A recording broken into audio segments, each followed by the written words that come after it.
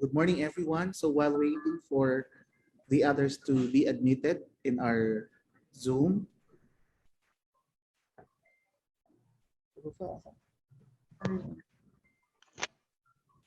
so kindly rename your Zoom, following the different session codes flashed on the screen. So we have one AR for SPC Studies and Action Research. We have two NEA for Nursing Education and Administration. For the third, we have T3 EDR, Educational Research. We have the fourth track, which is T4 LLS for Language and Literature Studies. Fifth track is T5 AMB for Accounting, Marketing, and Business Studies. The last track is T6 PGC for Psychology and Guidance and Counseling Studies. So later on, in the afternoon, we will be assigned to our respective sessions based on the names we have in our Zoom meeting. So that you can attend to the most appropriate session, make sure that you have renamed your Zoom account. Thank you very much.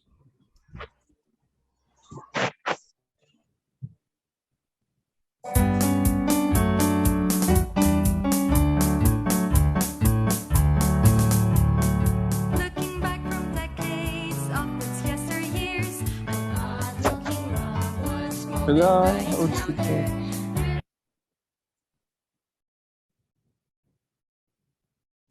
Driven by his passion and guided by his vision, from its raw crystal such a stone was born. Living up to its mission, from then and now, to be second to none. It has been its vow, challenged by fire, friction and pressure, this gemstone has been.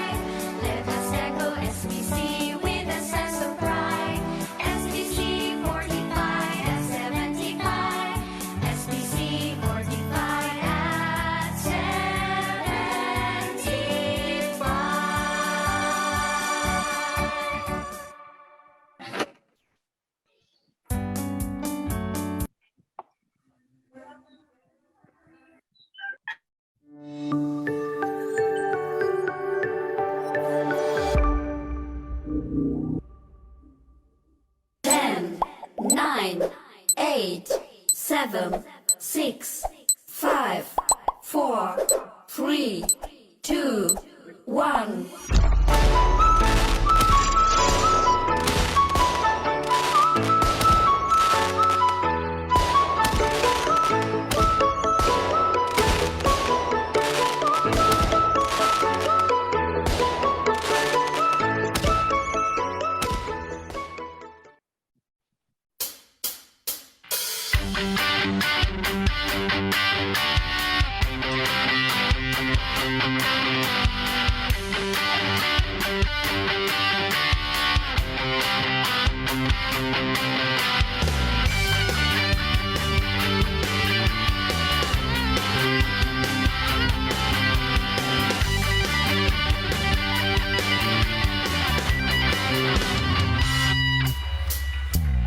Looking back from decades of yesteryears,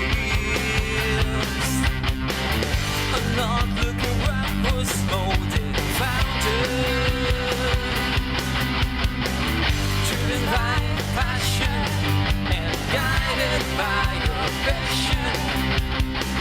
From its raw crystals, gemstone was born.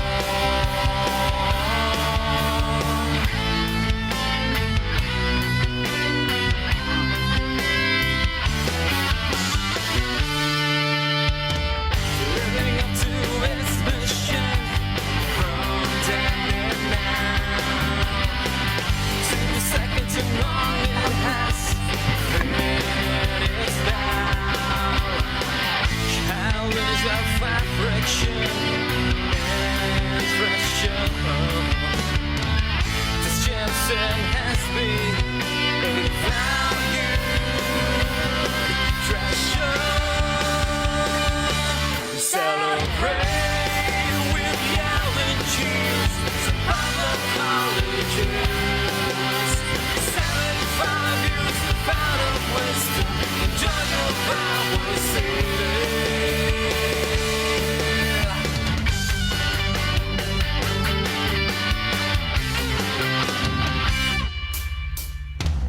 It was ever refining in the days to come.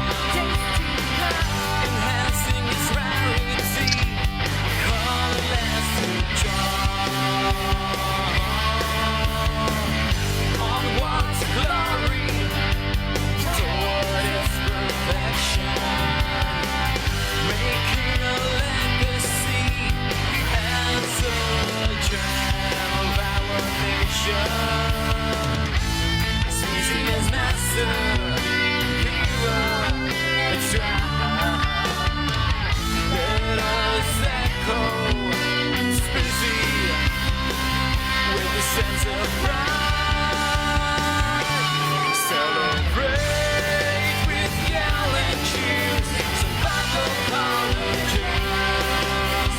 75 years out of wisdom, enjoy of our city. Celebrate with yelling cheers, survival colleges. 75 years out of wisdom, enjoy of our city. Celebrate with yelling cheers, survival colleges. 75 years out of wisdom, enjoy of our city. A timeless gem, forever she will be.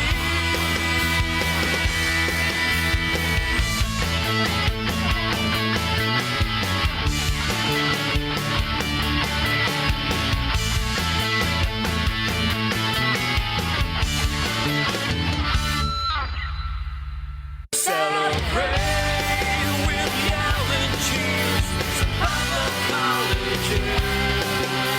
75 years out.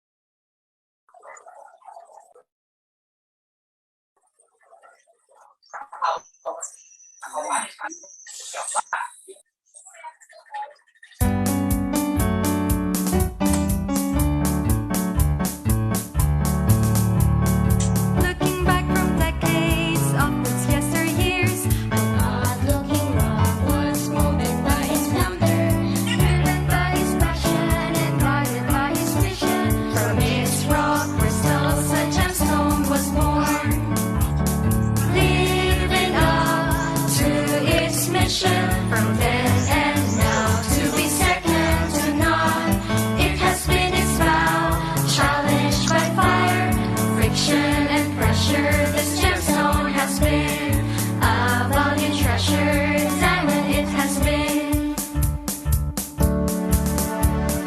We celebrate with yells and cheers, San Pablo colleges, 75 years, the font of our wisdom and the joy of our city, a timeless gem, forever it will be. It will strive for refining in the days to come, enhancing its rarity, color, luster, and charm. Onward to glory, towards its perfection, making a legacy as the gem of our nation. Looking back from decades of its yesteryears, an odd-looking rock was molded by his founder, driven by his passion and guided by his vision. From his rock crystals, a gemstone was born. We celebrate with yells and cheers, San Pablo colleges, 75 years, the font of our wisdom and the joy of our city, a timeless gem, forever it will be. It will strive for refining in the days to come, enhancing its rarity, color, luster, and charm. Onward to glory, towards its perfection, making a legacy as the gem of our nation. SPC's master, gear up and strive. Let us echo SPC with a sense of pride. SPC 45 at 75. SPC 45 at 75.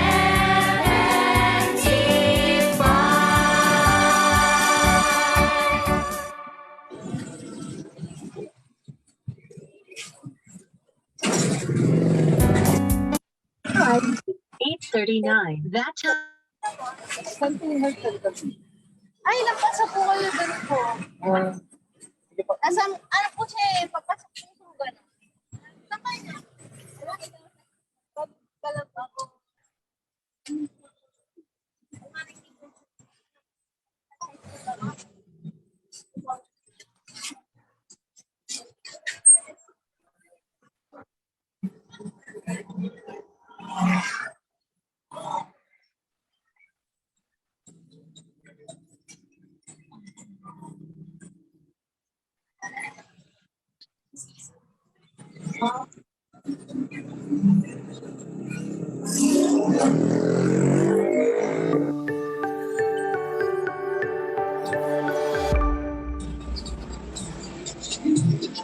Ten, nine, eight, seven, six, five, four, three, two, one.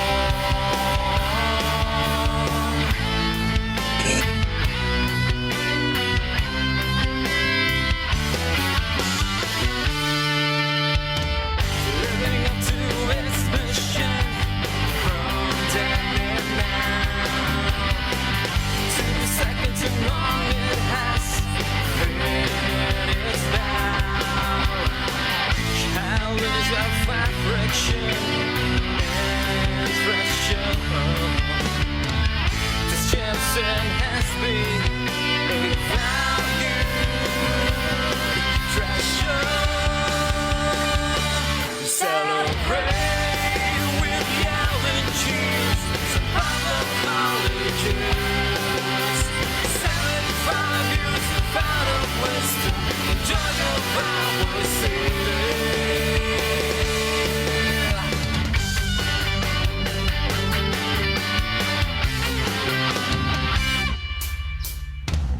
It was ever refining in the days to come, enhancing its rarity, call it lasting charm. Onwards glory toward its perfection, making a legacy as a gem of our nation. SPC is master, hero, it's right. Let us echo, SPC, with a sense of pride. Celebrate with yelling cheers, some Bible colleges. 75 years of out of wisdom, the joy of our city. Celebrate with yelling cheers, some Bible colleges. 75 years of out of wisdom, the joy of our city.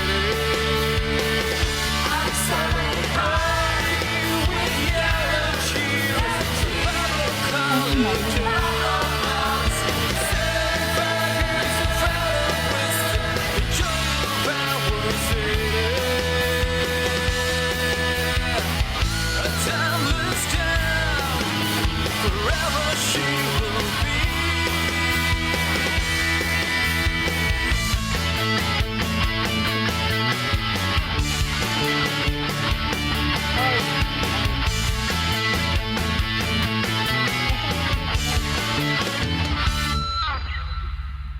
Celebrate with yelling cheers.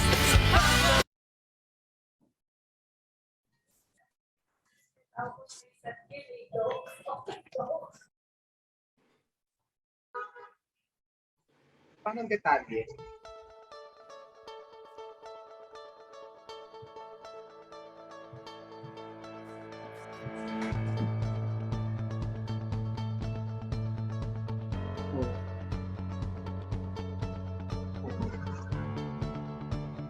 A pleasant morning to all our dearest participants. Before we begin today's e-conference, let's have Professor Herrera for the guidelines.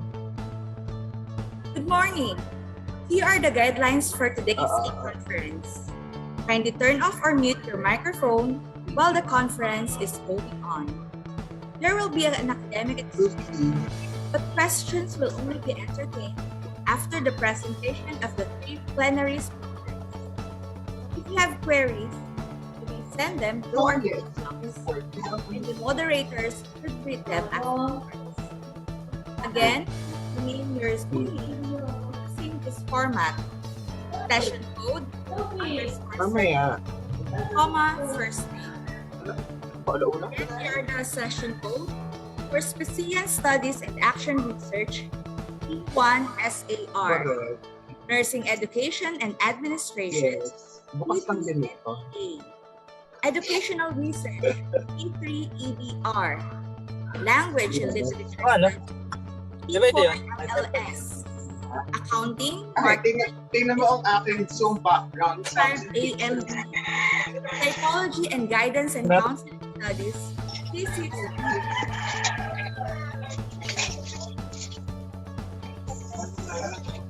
Dapat may Canva. Good morning, ladies and gentlemen. In celebration of the 75th founding anniversary of San Pablo Colleges, SPC and Office of Research, Evaluation, and Publication, in partnership with the Ilalagay ko na sa Institute of naka-on yung camera Industry pero may and Academic Research Incorporated, proudly stage the second Paano ko yung SPC virtual background? Multidisciplinary Tatakpan mo yung camera. I-on mo. Conference. Okay, yeah, prenatal infection. Okay, why?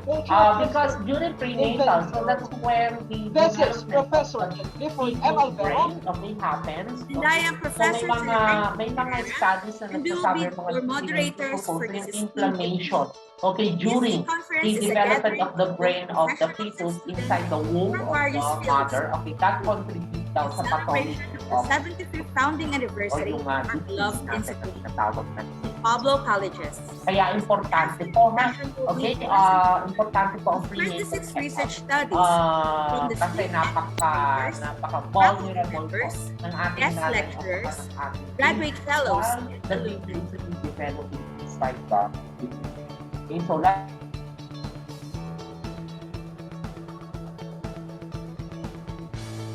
Okay, again, may I remind the audience, please unmute yourselves. Oh, ayan, thank you. Thank you. Ayan. The concurrent sessions on different tracks include SPC studies and action researches, nursing education and administration, educational research, language and literature studies, accounting, marketing, and business studies. For the data privacy notice, okay, San Pablo Colleges respects your right to privacy and is committed to protect the confidentiality of your personal information that has adopted necessary organizational, technical, and physical measures to secure it. SPC is bound to comply with the Data Privacy Act of 2012, its implementing rules and regulations, and relevant issuances of the National Privacy Commission. And to formally begin, let us ignite our sense of spirituality through an invocation. It will be followed by the singing of the Philippine National Anthem and the SPC hymn.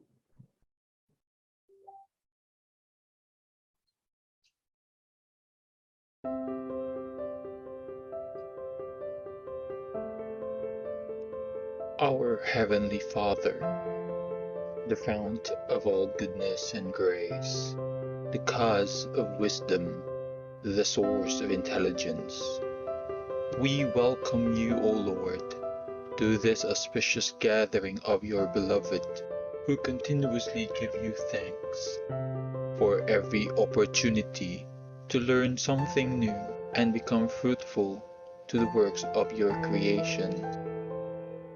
We humbly come to you, not because we are worthy, but because we find ourselves in need of you, who is our strength and our hope, to continue despite the challenges we face in health, prosperity, and our solidarity with one another. We pray that today's gathering, made possible by the grace of advancements in technology and social media, become successful in its endeavors, so we can offer it back to you as our humble offering to honor you, glorify you, and love you through our deeper connection with everyone. May we find bliss in today's session and become more productive children and co-creators of the earth. This we ask and pray through Christ our Lord. Amen.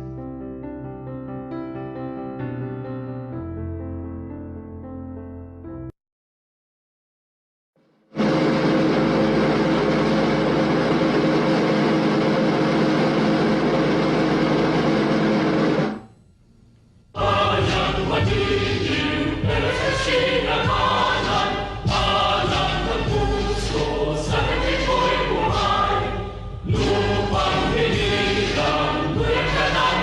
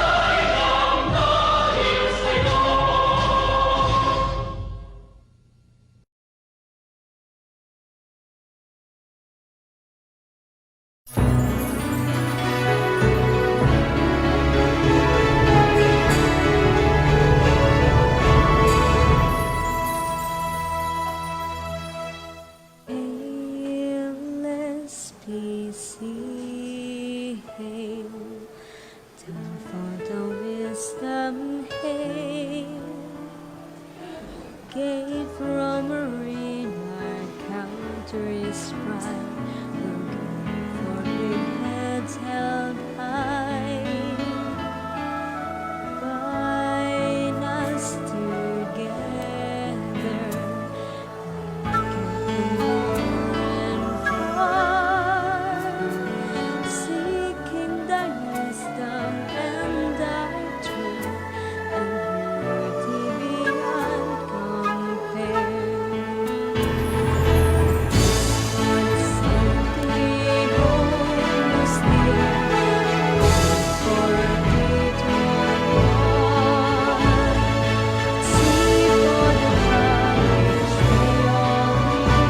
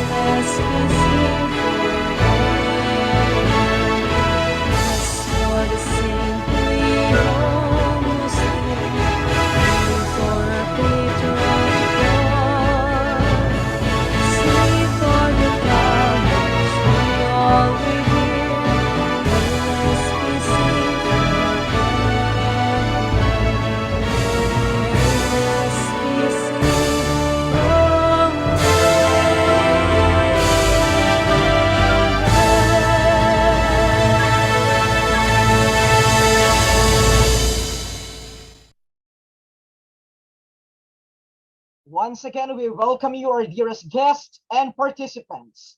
We're streaming live on Facebook via SPC's official Facebook page. At this juncture, to welcome us on this very remarkable event, let's have the ever-gorgeous College President, Dr. Maria Socorro M. Ayala. Let's give her a virtual applause.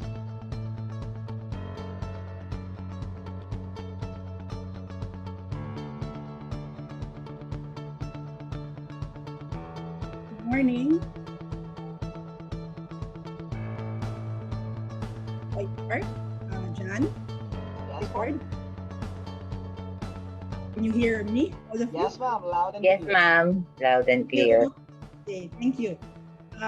Good day to everyone. It's really a good day. I welcome you to the second SPC San Pablo College's Multidisciplinary Research E-Conference. I hope I got it right, Dr. Lunar. Wherein we will again showcase the new researches that was completed by our faculty and fellow. I am glad that we here in San Pablo Colleges are not stopping to find new quests to be researched on. Every year, we try to contribute to the new learnings we need in order to grow, be it whatever field we are into. We hope this year you will all be excited, just as I am excited to hear new things researched by our faculty and fellow who will present today. Today, we hope you will be inspired to join them to also go into research and contribute to new findings in helping us face our new normal situation. To our guest speaker from India, thank you very much for accepting our invitation. Indeed, your message to us would truly be inspiring as we get hooked in research. We hope that we could have more engagement with you and other countries. So my dear faculty and fellow and all those who are here, my dear students, other administrators, please lend our whole senses, because I know research needs a lot of your ears and eyes and everything to be understood, so that we could have a meaningful field of research. Enjoy the day, enjoy research, good luck. Congratulations to the organizers and to everybody who has put up this second multidisciplinary research conference. Especially my thanks to Dr. Bernardo Lunar, who I know took all the painstaking in putting up this second research. And of course, our Vice President for Academics and Administration. Maraming pong salamat at mabuhay ang San Pablo Colleges. God bless. Thank you. Thank you, Ma'am Susie. Joining us today are our fellows from different departments, public and private institutions and staff. It is with great delight that we present to you the participants for today's momentous occasion. Once your department or institution is mentioned, you may unmute yourselves or type in the chat box some pleasantries, or you may use the reaction icons for us to feel your presence. Starting off, let's have the participants from DepEd Calabarzon. Joining us today are teachers from both public and private elementary, junior high, and senior high schools. Hello po, magandang buhay. We also have participants from the higher education institution. We have professors from the state universities and colleges, and those from the private colleges and universities. Good morning po. Today, we will also be joined by nurses from different hospitals and medical centers. We also have our other invited guests and research enthusiasts. Last but certainly not the least, we have the undergraduate students of San Pablo Colleges, SPC graduate fellows, and SPC faculty members and staff.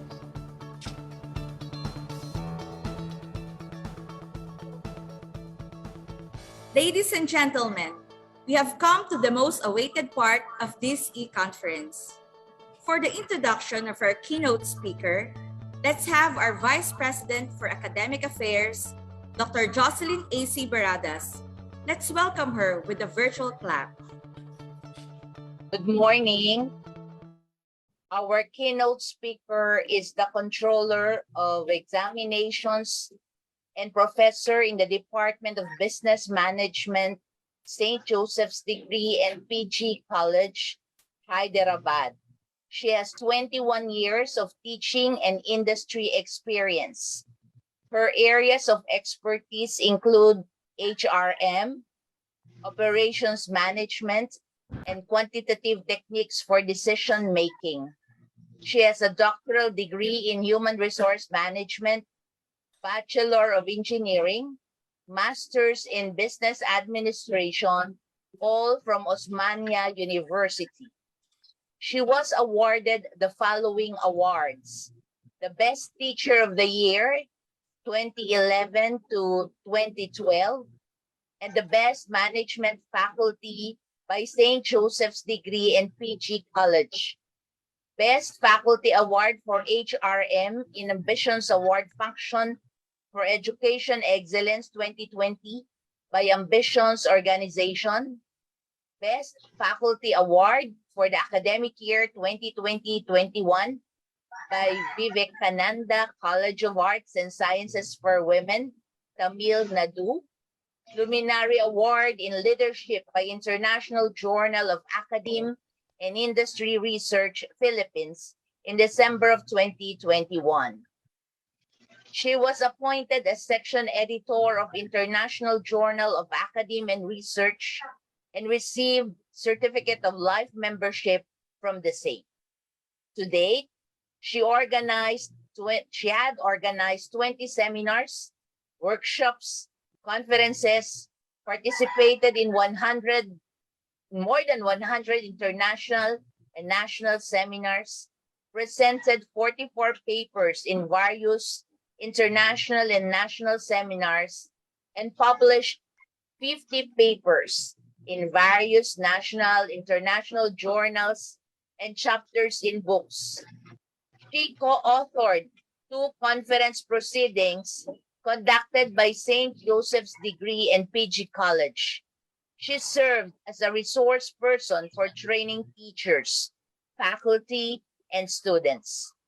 She was a speaker in a YARI webinar series with the theme Transcending the Pandemic Towards a Resilient New Normal, Narratives and Adaptive Strategies, with the topic Rebuilding Effective Organizations Using Holistic HR, organized by Institute of Industry and Academic Research Incorporated Philippines in September 18, 2021. Ladies and gentlemen, it is a pleasure to welcome our keynote speaker. So please join me in giving her a virtual applause. Ladies and gentlemen, Professor R. Anita.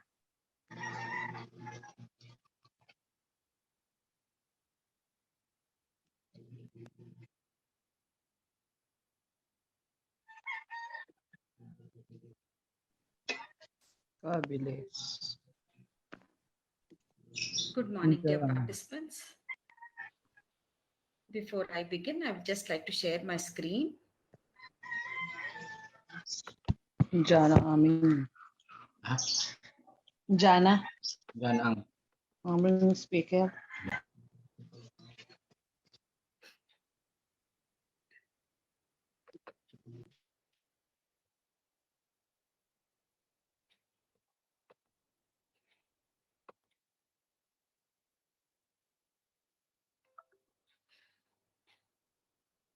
Good morning, dear participant. I'm very happy that San Pablo Colleges and Institute of Industry and Academia Research have invited me as a keynote speaker for the second multidisciplinary research e-conference. I, Professor R. Anita, Control of Examination, St. Joseph Degree and PG College, Hyderabad. I'm from India. I would like to specially thank Dr. Bernardo C. Lunar, Director of Office of Research and Publication, and a chairperson of this conference. The topic was most relevant to the present day situation, that is the culture of research in the new normal. So before I move to the topic, now we have seen how pandemic has affected not only the institutions, the industry, the different sectors, but also research also. As they tell, research is a mother of innovation. Now,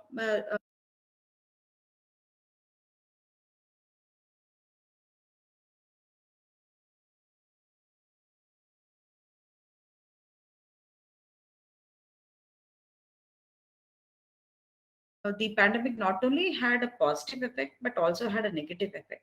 Now, let me talk about the positive impact of COVID on the research. Earlier, we never used to have these collaborations that is throughout the globe. Now, wherever we are sitting, we can have a collaboration with the other person in the other institution. And also we have now the access, because of pandemic, we have access to various facilities that are provided by various publishers and various people who are involved in the research. So those facilities were being provided free of cost during the pandemic time. So this is the great positive impact that we had because of pandemic on the research, and it has influenced in a very positive way. Now the question arises, do this particular research culture that was being developed during the pandemic time, can it have a positive impact? Can we sustain this progress and a positive impact in the future too? Now, this particular concept is a question mark for us, and then we need to explore it and then see that how best we will be able to provide this research culture, how best we are able to create this research culture in future. Now, my talk not only reflects on the education institutions, how there's an impact of the research and further progress of it, but also on the industry that we have an R&D department in the industry too, and how this R&D had an impact during the COVID on the revenues. Now, according to Evans in 2012, he said that research culture refers to shared values, assumptions, beliefs, rituals, and also the behavior of the individuals which cares towards the acknowledgement of the value and the significance of the research practice as well as its output. Now, when we talk about the research culture involves various activities. It is like sitting as a panel member in oral defense, supervising and monitoring researchers, writing research papers, presenting them in national and international conferences, sharing the research practices in these conferences. They all are the agents for enhancing the research culture. Now, the existing studies on research culture of education institutions reveal that in order to have the presence of a strong research culture, we should have a clear indicators of what do you mean by valued research practice and what do you mean by a quality research output. So this clarity should be there when we tell that research output is good. Research can be sustained for a longer period of time. Now, if we want to have an excellent research, we need to see that how we need to develop a positive research culture. And that is not for one individual, but among all the individuals at all the levels in the organization. Along with it, we need to see that how best we will be able to develop national policies and programs, local policies, and the attitudes and behavior of staff at all the level, because they too influence in order to have a positive research culture. Now let us understand what do you mean by research culture? What are those stages of a development of a research culture? Now there are 3 stages. That is the gestation stage. The second stage is an expansion stage, which is also called as a developing stage. And the third stage is a maturation stage, which is called as a flourishing stage. Now, we need to, as an institution, we need to assess ourselves, which stage are we? Are we there at the initial stage or a developing stage or a flourishing stage? Now, at every stage, we require people, we require resources, we require activities, we require all these things so that we progress from one stage to another stage. Now, let me tell you that when we are at every stage, what is the input that we require at these stages? For example, at a gestation stage, we need to have a capacity building exercise. Capacity building in the sense, how are we going to equip our faculty with the required skill so that they understand what they mean by research and how to progress in their research. Now, the input that is required at an expansion stage, that is the second stage, is a collaboration, because this is a stage of development. And the third stage is nothing but a maturation stage where it starts flourishing, where it is institutionalized. Now, when we give the input, naturally the output that we are seeking at every stage, like for example, at the first stage is the production, the second stage is the dissemination, and the third stage is the creation. Now, when we talk about the output, that is the milestones at every stage, what is that we're expecting? What is the performance that we are expecting at every stage? For example, if we go for the first stage, that is the gestation stage. Now we are seeing the milestone as a production. Production in the sense, the product that we are seeing for is writing of the manuscript. For that, we need to involve people, students, faculty, so that they do the research, they conduct the research, then only they'll be able to go about writing manuscripts and articles. Then the second stage, their expansion stage, is the dissemination stage. They need to go out, they need to mingle with people, they need to share their experiences, they need to discuss they need to collaborate with the others. They need to, for that, they need to start presenting the research, whatever they have developed. Yes, they need to see that they share it with the other people in the other organizations, in national conferences, international conferences. And the output is nothing but they need to see that whatever they present, they publish them so that it is useful for the further generations. So that is the next stage, which is a maturation stage, where we are going for a creation stage. Now this creation, it can be done because we need to store them and then see that it is useful for the further generations using the technology. We should be able to retrieve them whenever we need. So we need to have a proper policy so that they publish the articles based upon these policies, and then technology should be there in order to see that they are stored in a database for the further retrieval process. So we should see research as an investment so that we get the required quality output at every stage from the gestation when it moves to the maturation state. That helps us, the organization, to progress from one stage to another stage when we have performance at every stages. Now, the researcher, if you see at COI and the others in 1999, they've identified that we need to have a decentralized management in higher education institutions where we have a proper structure and a strong leadership, so that at a dean level, where these people will try to see that it moves from a gestation stage to maturation stage by developing a research culture in the institution. For that, they need to have this leadership at a dean level, strong leadership at a dean level. And an important aspect of research culture in any organization approach is to have research integrity, have formal and informal ethics, standards, protocols, policies, where the researchers have to follow in their environment. Now, research intensity has geared up during the COVID time, and then different sectors got affected, and they felt that when they have invested in the R&D, how their revenues have increased. We shall just go through that. In 2020, the industry spent nearly 6.21% more than the usual that they used to spend in 2019. And then this has varied differently in different sectors according to OECD figures. At the start of COVID-19 pandemic, the health sector spent more amount, that is nearly 20% they have increased in their R&D, because they need to come out with a vaccine which will be useful for the people who got affected because of COVID. So vaccine and drug manufacturers, they increase their expenditure nearly 20%. And then we can see Gilead Sciences, the company behind the remdesivir. They are the first. This is the first antiviral treatment drug that was being brought about in the economy in order to protect the people who are infected by COVID-19. And then it was being approved to treat this in US and EU too.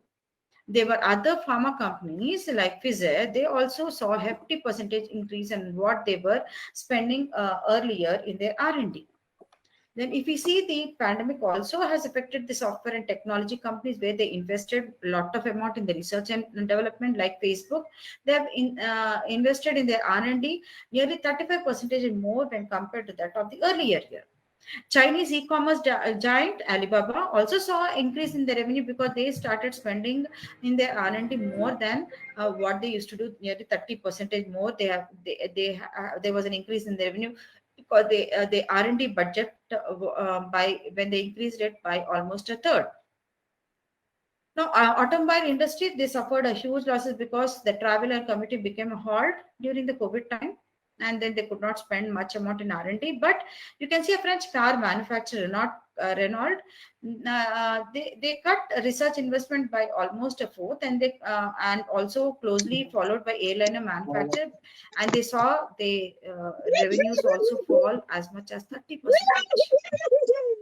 Whereas an electric car manufacturer Tesla, they saw a revenue almost increase to 30% when they have increased their revenue spending by around 10%. So the companies that were able to invest in the R&D saw a greater increase in their revenues when they spent on R&D during the pandemic. Now, if you see this graphical representation, the blue color reflects the Facebook, Alibaba, how they have increased their amount in the spend in the R&D, and how the amount has reflected in their revenue growth also. And you can see the green color reflects the pharmaceutical sector, where they have increased their revenue, this expenditure on R&D, and then also the revenue growth also was there since they spent in their R&D. Automobile sector, you can see they could not spend much in their R&D, and in fact, it has affected the revenues also. Now, if you see this graph, You can see how the share of research articles featuring the international collaboration, how there was a rise in UK. You can see there's a drastic increase in the research article share in the international collaboration. Then Germany, you can see the increase, and then US. So if you see the volume of preprint, mm, sorry, volume of preprint publication, that is non-COVID related, you can see, and then COVID related, the increase of COVID related in 2020 of the volume of preprint publication, non-COVID and COVID. And then they tell that no, where there is a will, there's a way. Whether it is a pandemic or there's no pandemic, if you have that willpower, you will be able to sustain and progress in your research culture as you had in the during the pandemic. Now, how to sustain and progress in this new normal? COVID-19 offers universities a chance to accelerate the transition towards more digital, open, and inclusive research culture. And then building professional networks, trying to see that how best to have a hybrid type of situation where you can have physical interaction as well as the virtual ones during this new normal. And then where because we have certain social distancing restrictions during this particular situation, we can have a virtual one where there'll be the academicians can share and inspire themselves and learn and engage and develop the ideas with each other. And then the pandemic should not be a stop for them. So they should try to continue using a hybrid situation where they can progress in their research activities to using their virtual mode. And then the scientific and academic communities may also become much more inclusive if, for example, wherever necessary, whenever necessary, like how we are having a conference which is online, where we're having a session online, like where we are having researchers from over across the globe share their research experiences to the participant, to the research scholars, so that to enlighten them in this research culture and how to progress themselves in the research activities. Because sometimes it so happens that people may not be able to spend amount in their visa, in their they may not be able to spend time by coming physically to the conferences. They can have an arrangement in such a way where a hybrid mode can be there to share the research experiences. In that way, we can sustain ourselves and progress in the research culture, even in the new normal. Now, these are the 7 ways where World Economic Forum has given in order to promote a better research culture. Let us take point-wise the ways. The first one is the small steps can make a big difference. Yeah, like a small drop can make a big ocean. Yeah, so when we try to facilitate open discussions, it can foster a collaborative environment by giving the researchers the chance to share their experiences, and not only about the success but also about the failure. So in that way, small steps can be made so that this can make in future a great difference. And then we can establish a support system, a guiding system, a mentoring system, a coaching system, a counseling. In this way, if services are available for the staff, then it can really help them reduce the pressures within the research environment, and which can help the staff well-being, boost their morale, and also enhance a positive research. And then we can ensure that everyone is on the same page by openly discussing, then amending the existing guidelines and developing a consensus on a collective and individual behaviors and attitudes.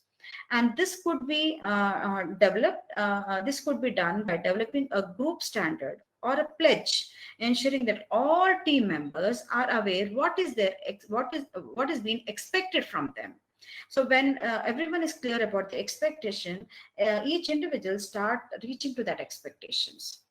The fourth way is to promote research culture is research culture cafes are an excellent way to share the best practices. No, where people can find time and space, they can meet in the cafes, and then they can share their ideas and experiences, where all the departments, institutions, or different sectors, they can conduct a discussion forums, they can come together in this cafe, and then improve their research integrity and culture by sharing their best practices. In that way, they can enhance the research culture. Then organizations, departments, team leaders, they can also act like a no, they tell no, lead by example, like a role model. No, they can be in the forefront, and they can lead the people who are following them in a right way, so that an excellent research culture can be developed.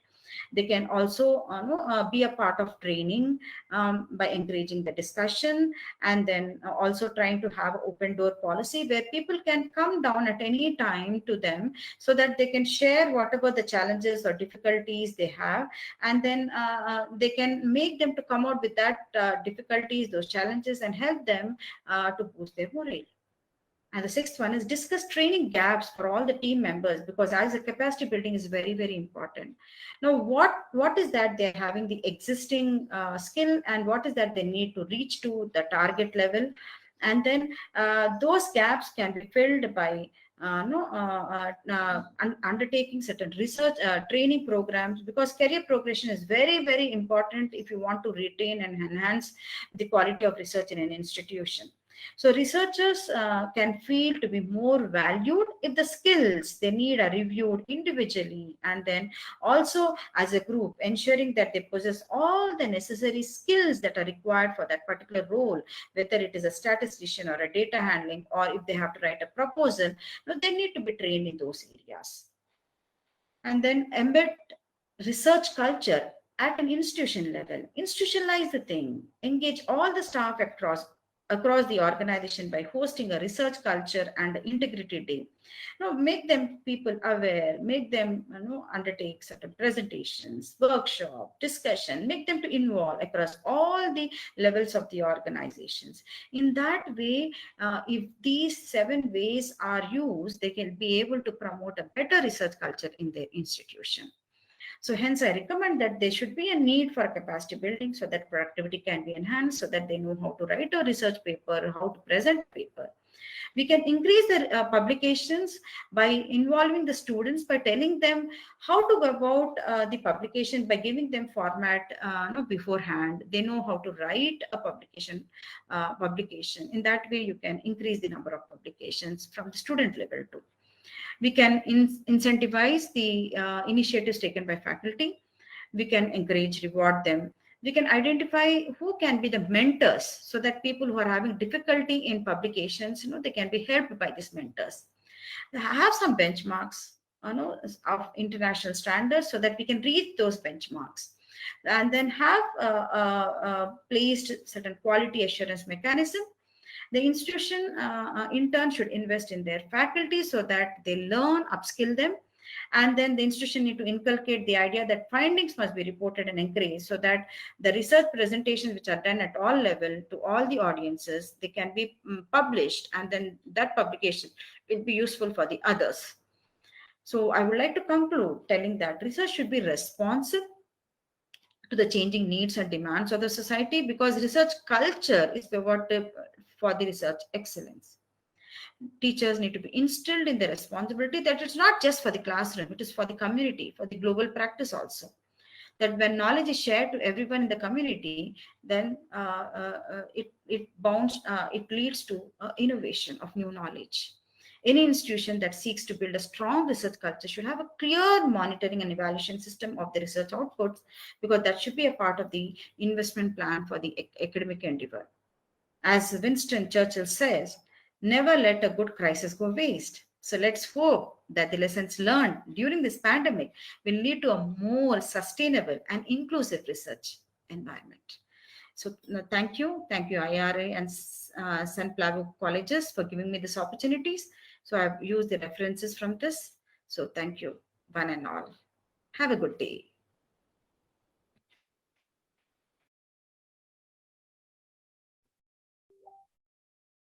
Okay, that was Dr. R. Anita from St. Joseph's Degree and PG College in India.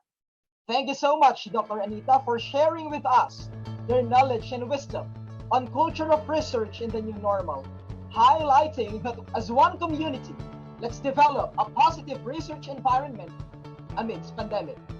Thus, research culture is truly a pivotal in research excellence. Indeed, if there is a will, there is a way. In this conference, we have also invited plenary speakers who are prolific researchers in the field of nursing administration, psychology, and education. To begin with, may we call on the Program Chair for Master of Arts in Nursing, Dr. Connie Catalia, for the introduction of our first plenary speaker. Good morning. Good morning to all. Our first plenary speaker is a professor of Master of Arts in Nursing in the graduate school and a part-time clinical instructor in the College of Nursing of San Pablo Colleges in San Pablo City, Laguna. He received his Bachelor of Science in Nursing at Lyceum St. Cabrini College of Allied Medicine in 2008. He started his career in the nursing profession at the Emergency and Trauma Service Department as nursing staff at St. Francis Cabrini Medical Center in Santo Tomas City, Batangas, and eventually became a clinical nursing supervisor under the Nursing Service Department in 2011. He moved to Daniel Mercado Medical Center in 2016, a tertiary level hospital in Tanawan City, Tanawan, Batangas, where he was assigned to the Patient Safety and Quality Management Department as an infection prevention and control nurse, assisting in the prevention and identification on infectious agents in the workload. He also identifies, develops, and implements best practices for infection prevention and control. In 2017, he graduated cum laude in his Master of Arts in Nursing degree at San Pablo Colleges. He also finished his degree in Doctor in Philosophy in Nursing in July 2021 at the Philippine Women's University, Manila. At present, he is the chief nurse of San Antonio Medical Center in Lipa Incorporated.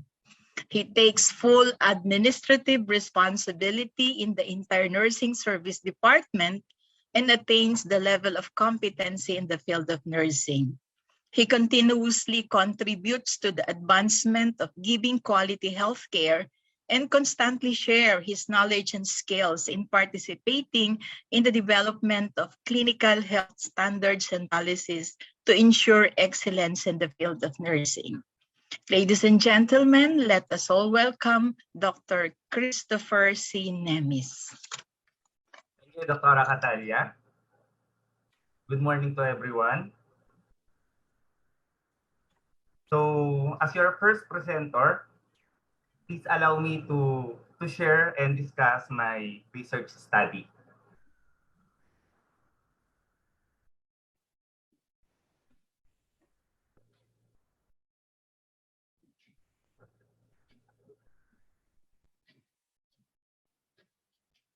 Good day, everyone.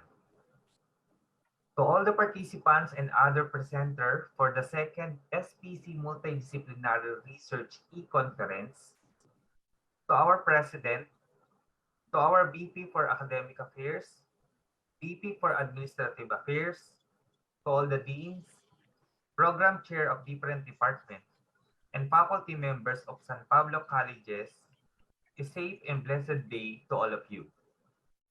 I'm Dr. Christopher Nemis, Chief Nurse of San Antonio Medical Center, and for my oral presentation, I will be discussing or presenting my research titled Towards Enhanced Program, Correlates and Demographic Differences on Infection Prevention and Control Implementation and Practices of Hospitals and Healthcare Workers.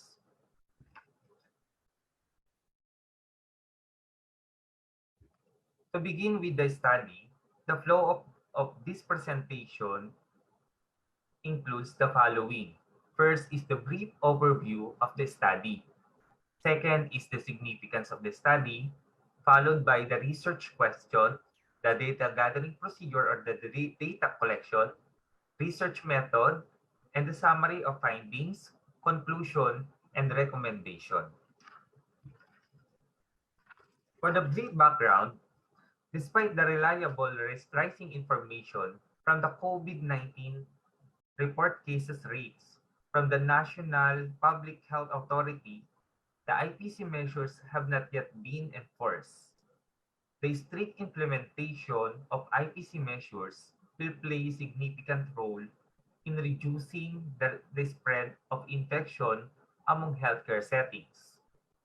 As demonstrated by many research and reports, healthcare professionals face different challenges in the effective implementation of infection prevention and control at the facility level. Based on the following background of the study, the researcher serving as the main investigator has been motivated in conducting this research. In the Philippines, infection control requirements are required for implementation by the hospital administration, licensing, and accreditation. With the present condition of a health crisis, the situation among hospitals in the province of Batangas has rapidly changed. The researcher also sees the gap in terms of literature review, wherein several studies and research are conducted locally and internationally on infection prevention and control measures. However, there are few actual studies concerning the differences in infection prevention and control implementation and practices of hospitals and healthcare workers. For the significance of the study is significant to the infection prevention and control professionals to improve the IPC strategies and policies, most especially to the nursing service department in promoting the best and safe nursing practice. Next is the research question. The study aimed to determine the correlates and demographic differences on infection prevention and control implementation and practices of hospitals and healthcare workers in the province of Batangas. Specifically, this study sought to answer the following questions. First, what is the profile of hospital and infection prevention and control professionals? Second, what is the extent of implementation of IPC core components at the facility level? Next is what is the level of participants' practice in infection prevention and control? Next is there a significant difference between the extent of implementation of IPC core components when grouped according to hospitals? Fifth is there a significant relationship between the extent of implementation of IPC core components of the participating hospitals and the participants' level of practice in infection prevention and control? Six is what are the issues and concerns of the participants in the implementation of IPC measures? And last, based on the findings, what action plan can be proposed? For the scope and limitation, the studies focus on the correlates and demographic differences on infection prevention and control implementation and practices of hospitals and healthcare workers.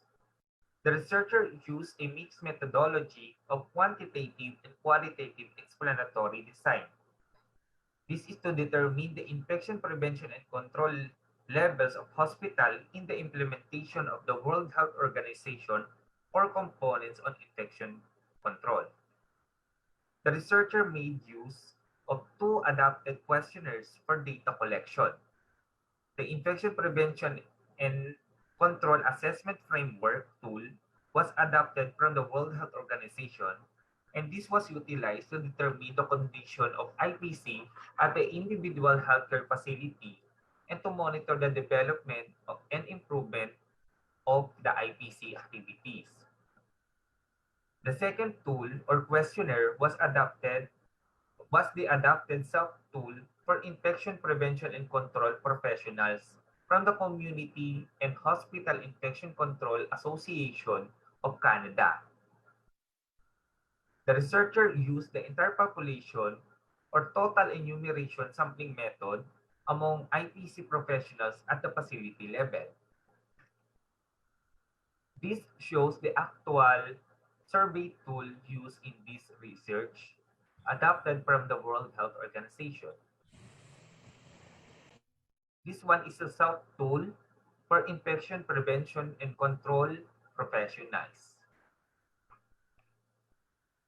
And to continue, the study was limited to the comparison of different healthcare facilities. And this research study upholds the ethical consideration to protect the participants and their institution. The study was conducted from May to June last year. For this conceptual framework, the chain of infection is highly applicable in this research study, especially in the implementation of multimodal strategies and the best hospital practices of infection control programs.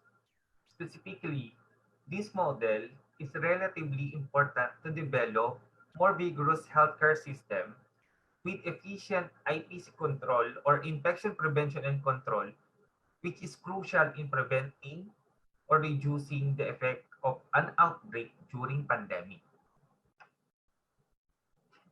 For the research method, the researcher utilized a mixed methodological design to determine the IPC implementation of private hospitals and healthcare workers in Batangas. This design includes two phases. First is the initial quantitative instrument process, followed by the qualitative data collection phase, in which the qualitative phase is centered directly on the quantitative phase performance. To measure the relationship and differences between the variables, a correlational research design was also used. For the participants of the study, it includes the entire professional who have direct authority in the implementation of infection control measures, such as the infection control committee members, nursing and ancillary department heads, and other related equivalent members or representatives. This shows that the different areas or location areas in the entire province of Batangas who participate during the data gathering. We have participants from Santo Tomas, Lipa, San Jose, Batangas City, Lemery, and Taal. So there are 10 hospitals with 44 ICC, 14, and 211 infection prevention and control professionals. All hospitals are level 2 private institution in Batangas.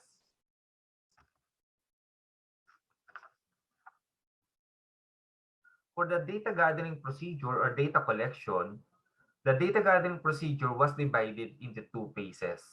First, the researchers secured a formal letter of approval and permission to conduct study from the different chief nurses and hospital administrators. Also, the informed consent protocols were attached to each questionnaire. So the minimum health standards were observed during the data collections by wearing PPE and observing the physical distancing. So for the procedure or the data collection is coordinated to the Human Resource Department with the approval from the management to obtain the active participation or targeted professionals. The results of the collected data were tabulated and consulted to the statistician. For the second phase, after interpreting the results of the first phase, a semi-structured interview guide questionnaire was developed based on the initial results. So the researcher conducted an interview discussion, and the qualitative until the researcher reached the data saturation. So the qualitative framework method of Amadeo Giorgi was used in this research.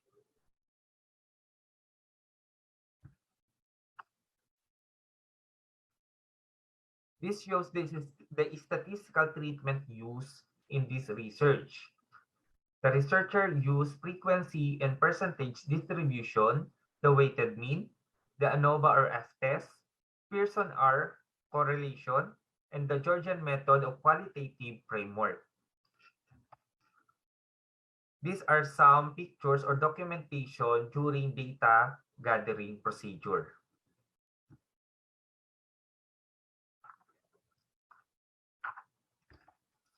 And moving on to the study of findings or summary of findings. For the first research question on the demographic profile and infection profile of hospital and infection prevention and control professionals, the majority at 73% of the participating hospital are accredited by the Department of Health and PhilHealth or Philippine Health Insurance Corporation. 43% have at least 5 years of infection control committee in the hospital. So most of the participants are female at 69.7%. There are young adults at 41.7% with ages from 21 to 30 years old. And they are all college graduate or college degree holders at 83.4%.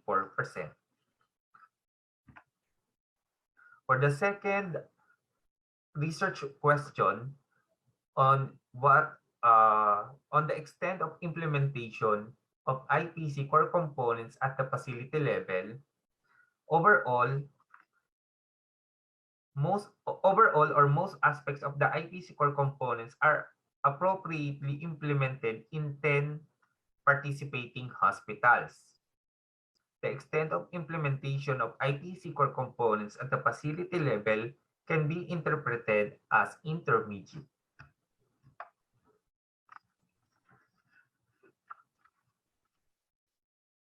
On the third research findings, on the extent of IPC professionals practice in infection prevention and control, the infection prevention and control professionals practice revealed as proficient.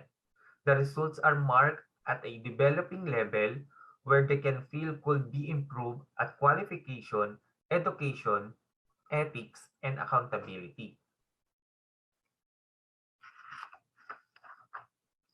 Moving on the fourth research question or research findings on the difference between the extent of implementation of IPC core components when grouped according to hospitals.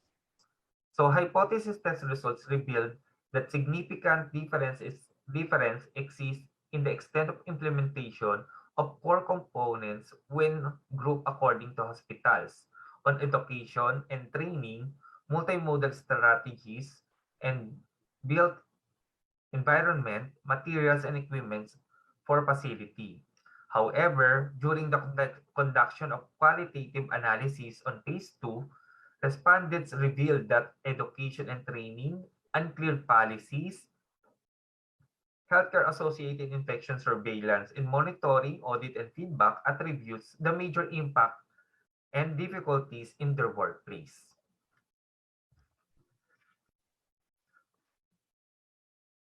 On the relationship between the extent of implementation of IPC core components of the participating hospitals and participants' level of practice in infection prevention and control, the test result shows that the extent of implementation of IPC core components of the participating hospitals has no significant relationship with the participants' level of practice on qualification and education, professional development, leadership, IPC practice, program, administration, and evaluation, the performance of improvement, and research.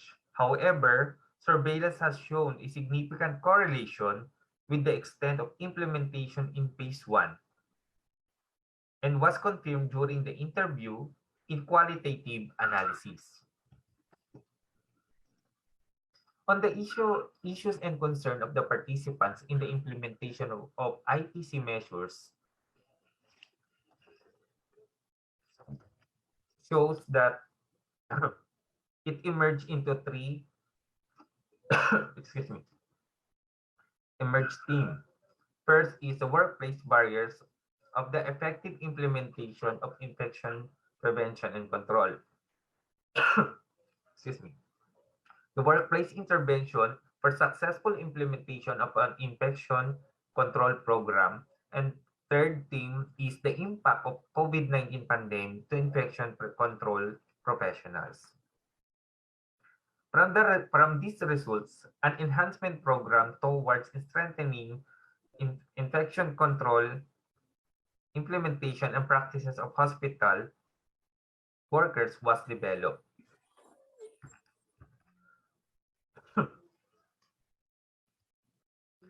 This shows the proposed model made by the researcher.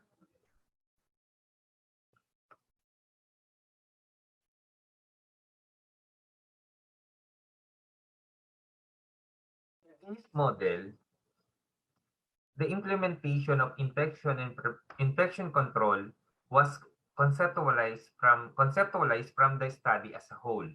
The overall issues and challenges of IPC professionals in the study clearly showed the important factors in the delivery of care. Patient safety was placed in the center within the interconnecting circles, which represents the main recipient of infection control practices and implementation.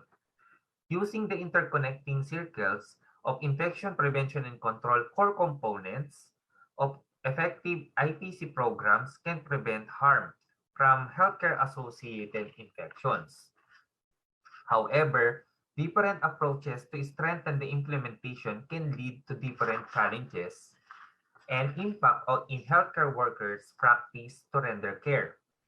Different level of knowledge and skills practices can affect workplace barriers. The workplace intervention in the interconnecting framework shows as an approach to overcome and workplace barriers.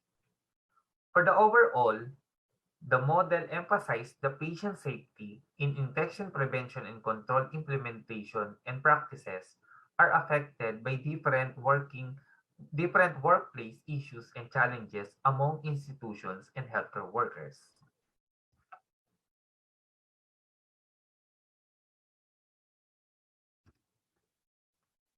Moving on the conclusion, based on the findings of the study, the following conclusions were formulated.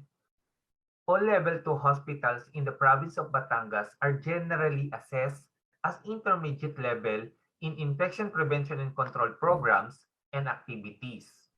Second, strengthening action plan to cover all IPC core components for improving hospital infection control implementation and practices.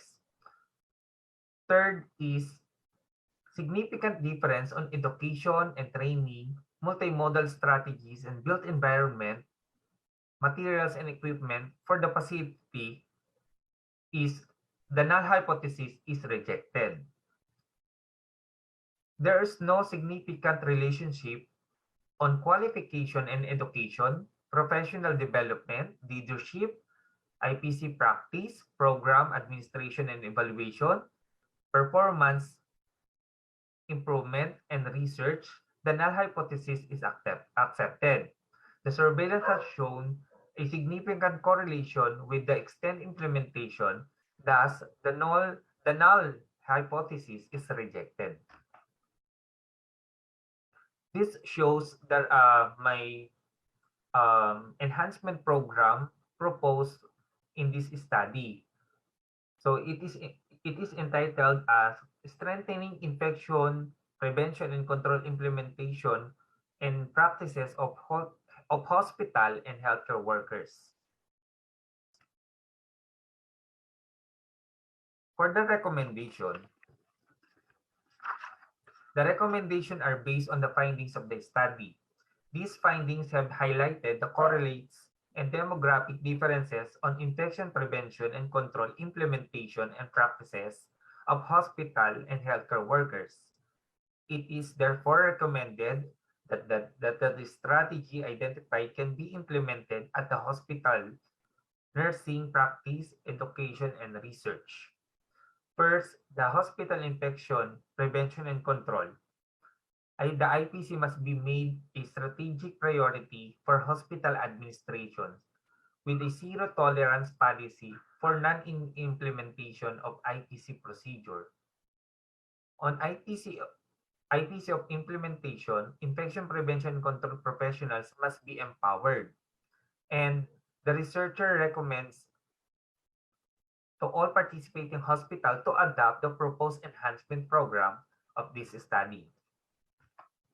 For the nursing practice, this study recommends the nursing administration to improve knowledge of the importance of IPC compliance and the national policy that governs IPC compliance, or the IPC must be strengthening and sustaining focus for nursing management with full compliance for the implementation of IPC protocols and at their facility level. For the nursing education, the researcher recommends all healthcare staff in the facility are required to attend IPC training and orientation. The basic infection prevention and control repression training courses for nurses and other healthcare workers should be developed and implemented. So the education and education and training that clearly define the ICC members' role and responsibility for IPC activities is also recommended. The infection prevention and control are given as a module in nursing education institutions such as in BS Nursing or other graduate programs. For the nursing research, it recommends that the study was conducted at a private level 2 hospital in Batangas. So it is clearly recommended that the study is replicated in public hospitals. The future research should be conducted on compliance with the implementation strategies of IPC measures utilizing other variables and research design. Thank you for listening. Again, I'm Dr. Christopher Nemes, your first oral presenter. Thank you. Okay, thank you, Dr. Nemes, the chief nurse of San Antonio Hospital in Lipa City, for presenting to us your study on infection prevention and control implementation and practices of hospitals and healthcare workers. At this moment, let's have the Dean of Master in Business Administration and Doctor in Business Administration, Dr. Venus Ibarra, for the introduction of our second plenary speaker.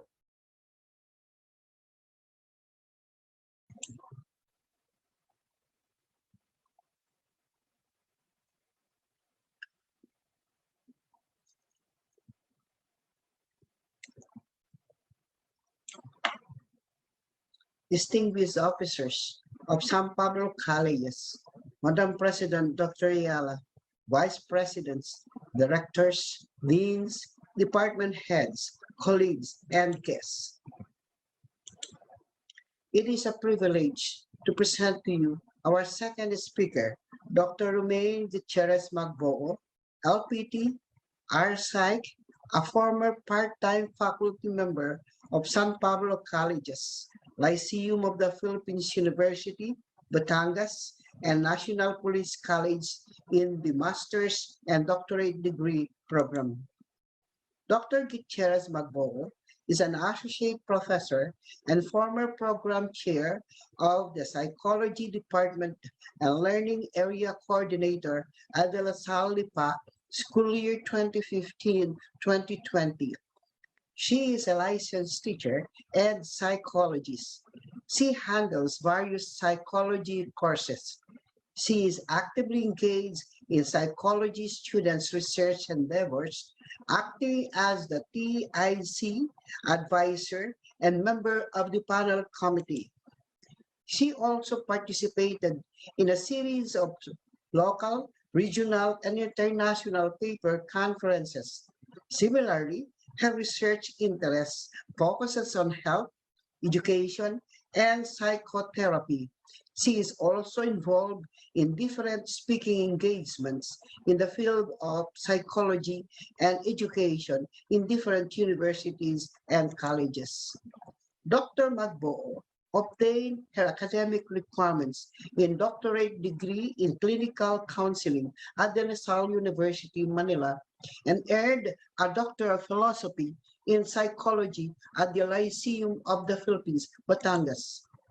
She also had her MA in Psychology at the Batangas State University and earned units in the College of Law at the University of Batangas and Graduate School in Guidance and Counseling Program at De La Salle, Dasmariñas. She is an active member of the Philippine Mental Health Batangas Chapter, Philippine Guidance and Counseling Association, Batangas Chapter, and the Psychological Association of the Philippines. She is one of the research committee head of the PAP Research in Psychology Special Interest Group and a member of the PAP Teaching Psychology Special Interest Group. She is also engaged in students' activities as a former club moderator in the Psychology Society and presently moderator of the Peer Facilitators Circle at De La Salle, Lipa.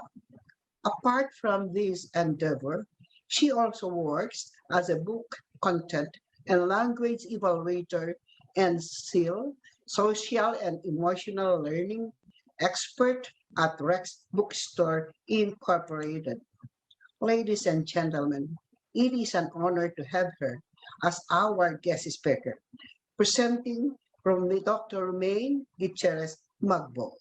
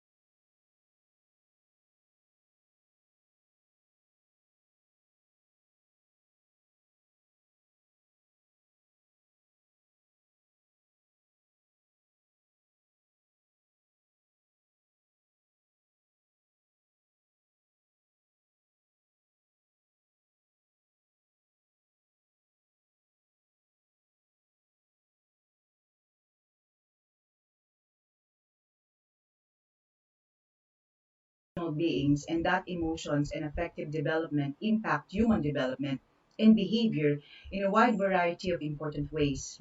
Teenager deals with a different emotion. The emotions which students experience within the learning environment are known as academic achievements and also students' health and well-being.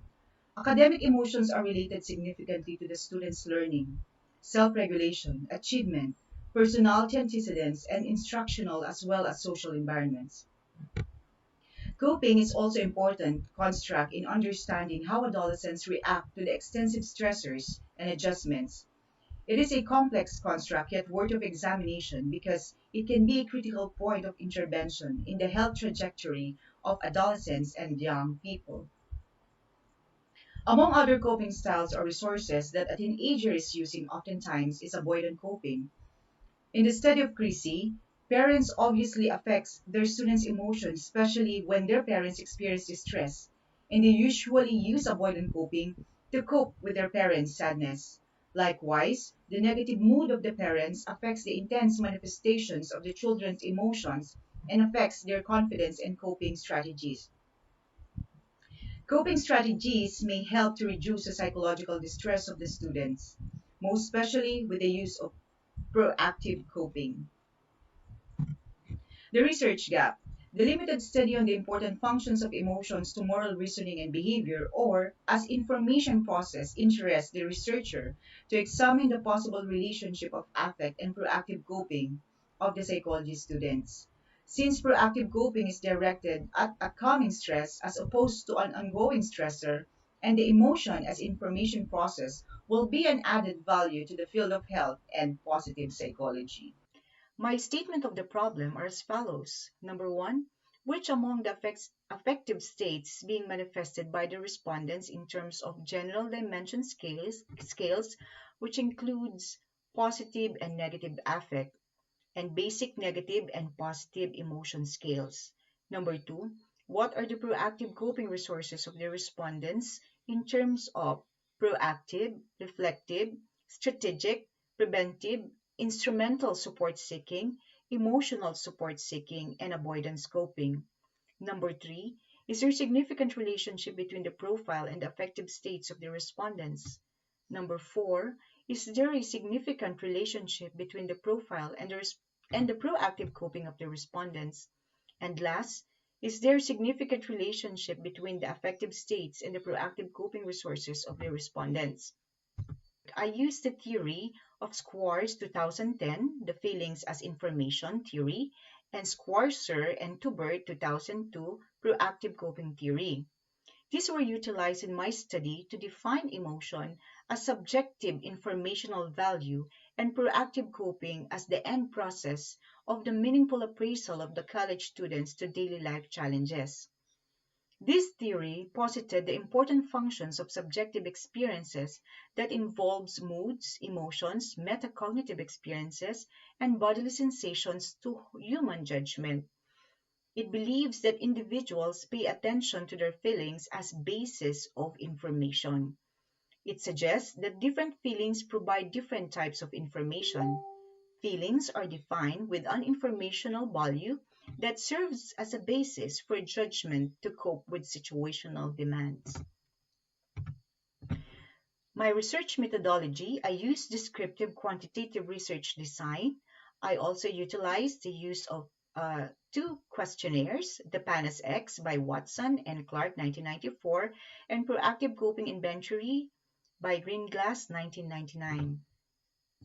Both instruments have a good psychometric properties. Okay. So the composition of PANAS X scales is composed of 4 dimensions. So it has general dimension scale, basic negative emotion scales, basic positive emotion scales, and other affective states. The general dimension scales or general emotions are the emotions that is dominant as experienced by the population, and based on structural equation modeling, it yielded the highest factor loading.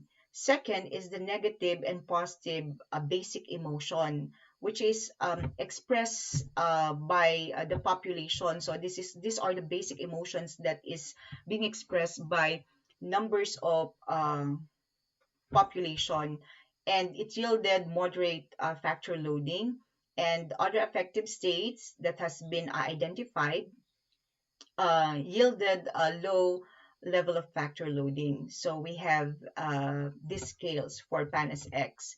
And for proactive coping scale by Green Glass, so we have 7 dimension. We have proactive coping. Proactive coping deals with goal setting in terms of self-regulatory goal attainment, cognitions, and behavior. It says that before we don't see stress as stress. We see stress as an opportunity for us to direct ourselves towards particular goal, or it could be an assignment, or it could be a direction for us that gear us in doing what we want to achieve in the future. Then we have the reflective coping. It describes simulation and contemplation about a variety of possible behavioral alternatives, such as brainstorming, analyzing problems and resources, and generating hypothetical plans of action. While strategic planning, generating a goal-oriented schedule of action in which extensive tasks are broken down into manageable components. While preventive coping anticipates potential stressors and the initiation of preparation before these stressors develop fully potential threat in the future. So it's preventive coping is different from proactive. In preventive, you sense that the stress has a potential threat in the future. So you're doing something to prevent it. And then for number 5, instrumental support seeking focuses on obtaining advice, information, and feedback from people in one's social network when dealing with stressors like family, friends, group of friends, colleagues. Emotional support seeking aim at regulating temporary emotional distress by disclosing our emotion to others, evoking empathy, and seeking companionship from one's social network. And then the last, avoidance coping, eludes action in a demanding situation by delaying it. Now, the results and discussions of my study. So for number 1 SOP, I have here table 1 and table 2. So it shows a considerable number of respondents experience low in their general positive affect and negative affect during the past weeks. So general positive affect composed of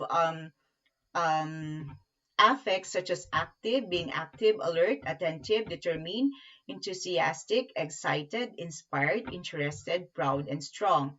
While general negative affect are affect, which includes afraid, being afraid, scared, nervous, jittery, irritable, hostile, guilty, ashamed, upset, and distressed.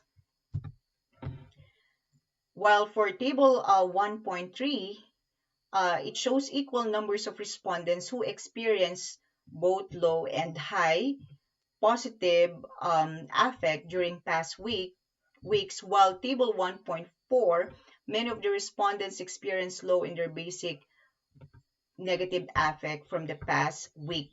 So what are the affect included in the basic positive affect? So we have joviality, self-assurance, and attentiveness. And for basic negative emotion, we have fear, hostility, guilt, and sadness. While for question number 2, proactive, what are the proactive coping of the respondents or being manifested? So it shows table 2 that the respondents have high in emotional, or they are high in emotional support seeking and instrumental support seeking. So we explained a while ago that when we say emotional, we are confident to express our emotion to our colleagues or to our friends. Same thing as instrumental. We ask help to our colleagues, friends, or group of friends or family members. And the respondents have moderate level in terms of using proactive and avoidance coping. While for number 3 question, what is the relationship between the profile and the affective states of the respondents? So there are items, there are emotions that has significant relationship to the profile of the respondents. So the affective states of the respondents is significantly correlated to their age. So the younger the respondents, the increase in their affective states, specifically in terms of the general negative emotion, basic negative emotion, fear, hostility, guilt, and fatigue. So all are negative emotion as expressed or as manifested by younger respondents. While as they grow older, it decreases their affective states experience, specifically self-assurance and attentiveness. This is to explain that older adults are assumed to change their affect states in reaction to positive and negative stimuli across the lifespan. The success-failure manipulation induced changes on the affect states and on state self-esteem, not on the trait self-esteem, according to Rusi et al. 2019. Self-esteem was lowest among young adults but increased throughout adulthood. The peaking age or the peak age is 60 before it started to decline, according to OR 2010. While in terms of attentiveness, so it lowers as the students grow older because the students are engaged to different academic endeavor, and we have the use of media. So they're using multitasking that disrupts their memory, according to STEPCA 2020. Now, in terms of the relationship between gender of the respondents and the affect, there's no relationship. While for number 4, between the profile and the proactive coping resources, such as age and gender, there is no relationship as well.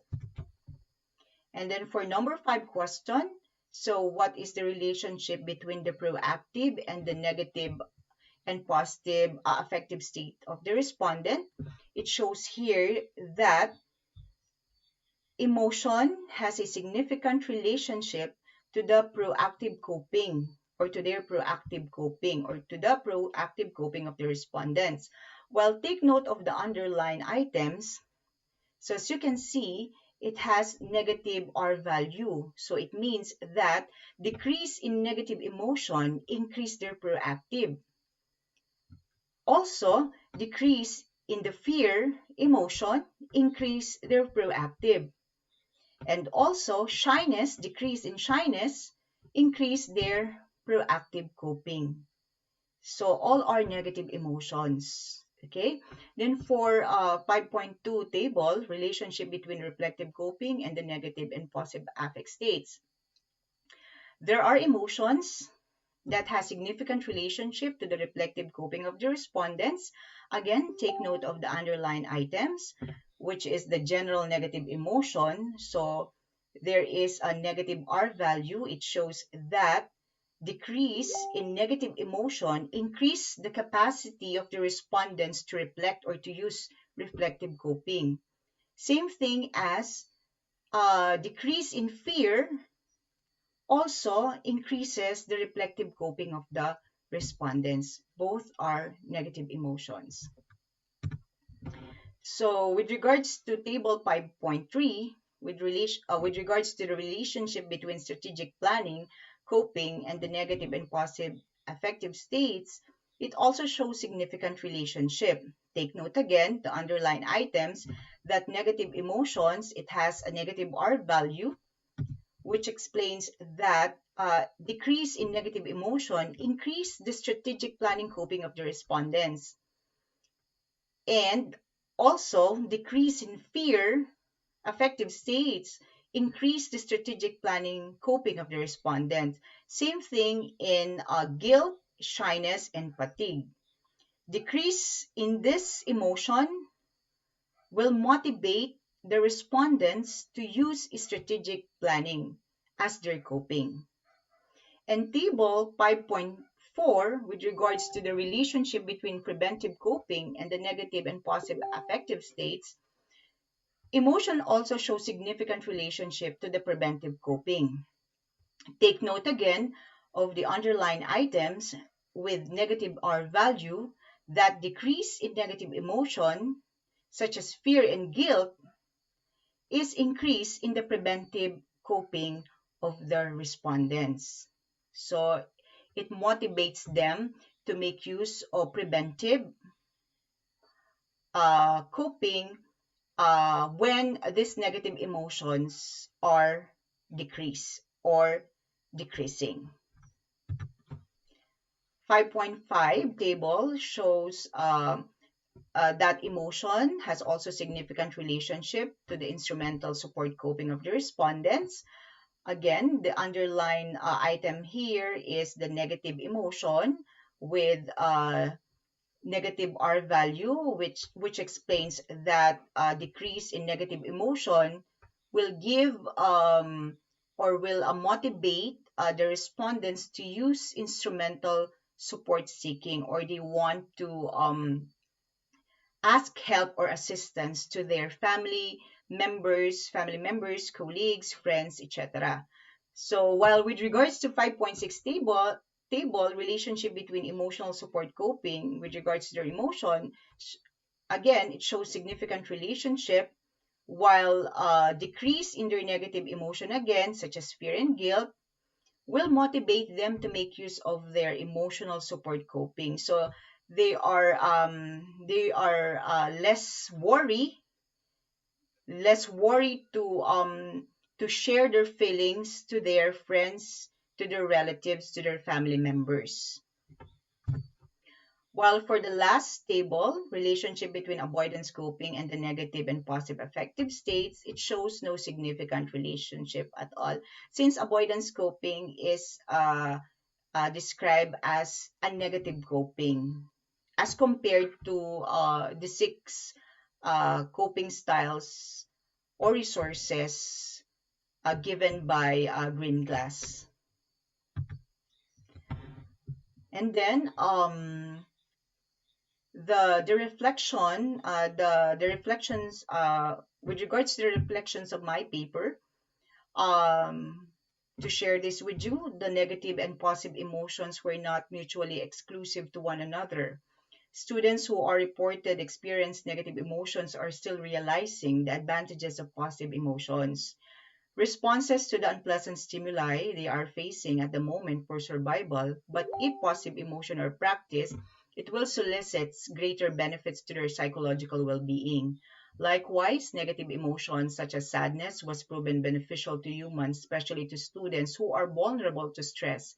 Sadness can make the person better to cope daily life challenges and be motivated to realize greater achievement, according to So 2010.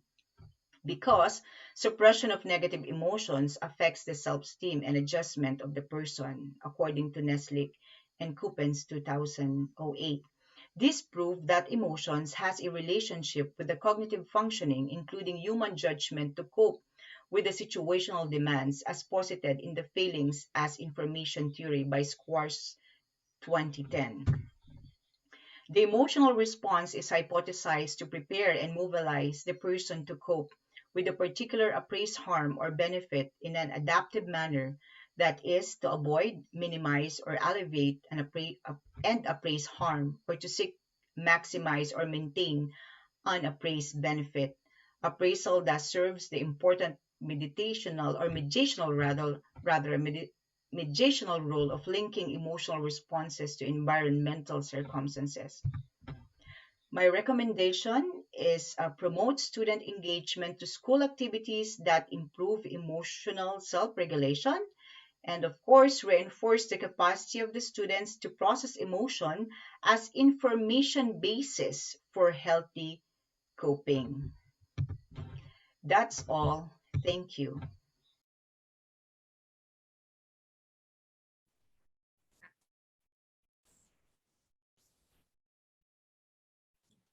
That was a presentation of Dr. Romaine Magboo, Faculty of De La Salipa, about the affective states and the proactive coping resources of the students. For the introduction of our third and last plenary speaker for this morning, May we call on the Dean of the College of Accountancy and College of Business Administration for the introduction of our third plenary speaker. We have Professor Olivia O. Reyes. Greeting of peace, happiness, and love to everyone. Our next speaker is a holder of a doctorate degree in educational management from Eulogio Amang Rodriguez Institute of Science and Technology, Master of Arts in English Language Teaching from Philippine Normal University, and Bachelor of Secondary Education major in English Language from Romblon University. He has more than 25 years of teaching experience in the undergraduate and graduate programs. He also has a solid industry experience in the field of HR and training and development here and abroad. He is a licensed teacher and is a certified English language teacher for speakers of other languages. Our speaker has presented a lot of researches in various fora in the Sultanate of Oman and Malaysia, among others. These researches were published in international journals, such as the International Journal of Social Science and Technology, International Journal of Education and Development Studies, International Journal of Social Science and Technology, International Journal of English Research, European Journal of English Language Teaching, and many others.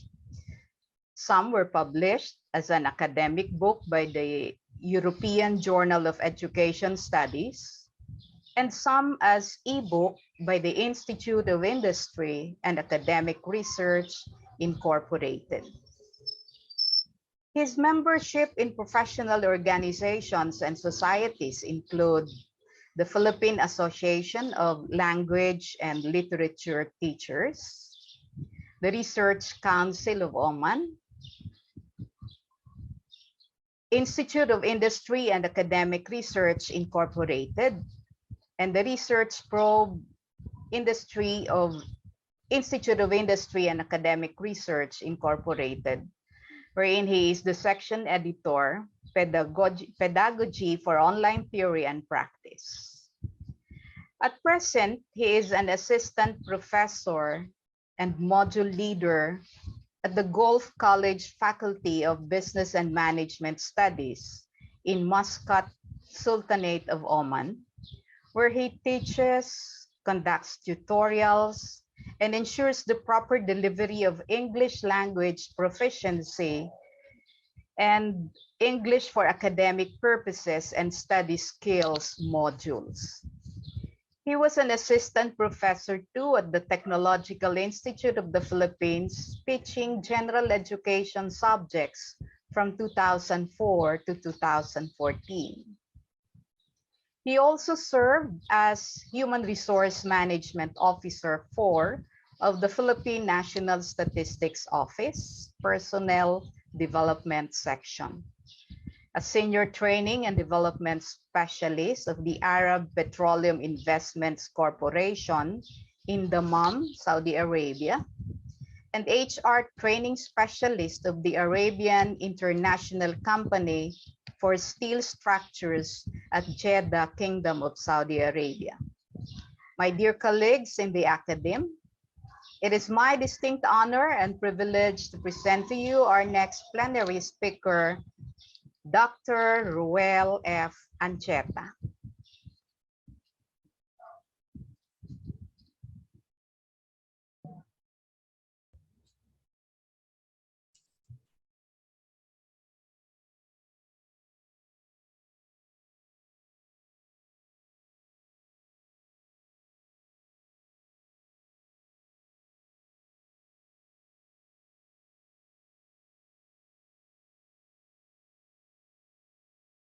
Good morning, everyone.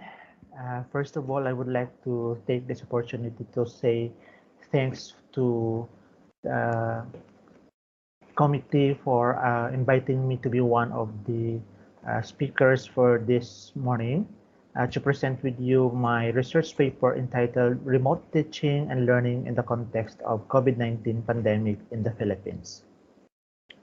To give you an overview of my research paper, let's start with the overview on how this paper was written in order to come up with a certain information with regards to what is happening in the academy. As we all know that our country has been hit by the COVID-19 pandemic, and it's not only the Philippines has been affected, but of course all over the world. Now, though our government and our health organizations are doing their best in order to control the outbreak, the most affected sectors in our society is the educational institutions. So in order for the educational institutions to continue providing their educational services to its clientele, they come up with a certain plans in order to continue their teaching and learning during these difficult times. In the Philippines, there is no option for the educational institutions but to continue delivering the quality education and resorted to distance learning education or DLE as one way to in response to the COVID-19 pandemic. Now, the research aims of this paper is to provide a clear lens of the new trend in the academic institutions in terms of teaching and learning in the context of COVID-19 pandemic in the Philippines. Also, it highlights the pedagogical approaches used in the conduct of online classes, challenges and opportunities in teaching and learning brought by the COVID-19 pandemic. The research objectives of this paper specifically outlines 4 objectives. One is, what are the new trends in teaching and learning in the context of COVID-19 pandemic in the Philippines? Number 2, what are the pedagogical approaches in remote teaching and learning utilized by educational institutions in the Philippines during the COVID-19 pandemic? And number 3, what are the challenges in remote teaching and learning encountered by teachers and students? And lastly, how these challenges turned into opportunities for teaching and learning.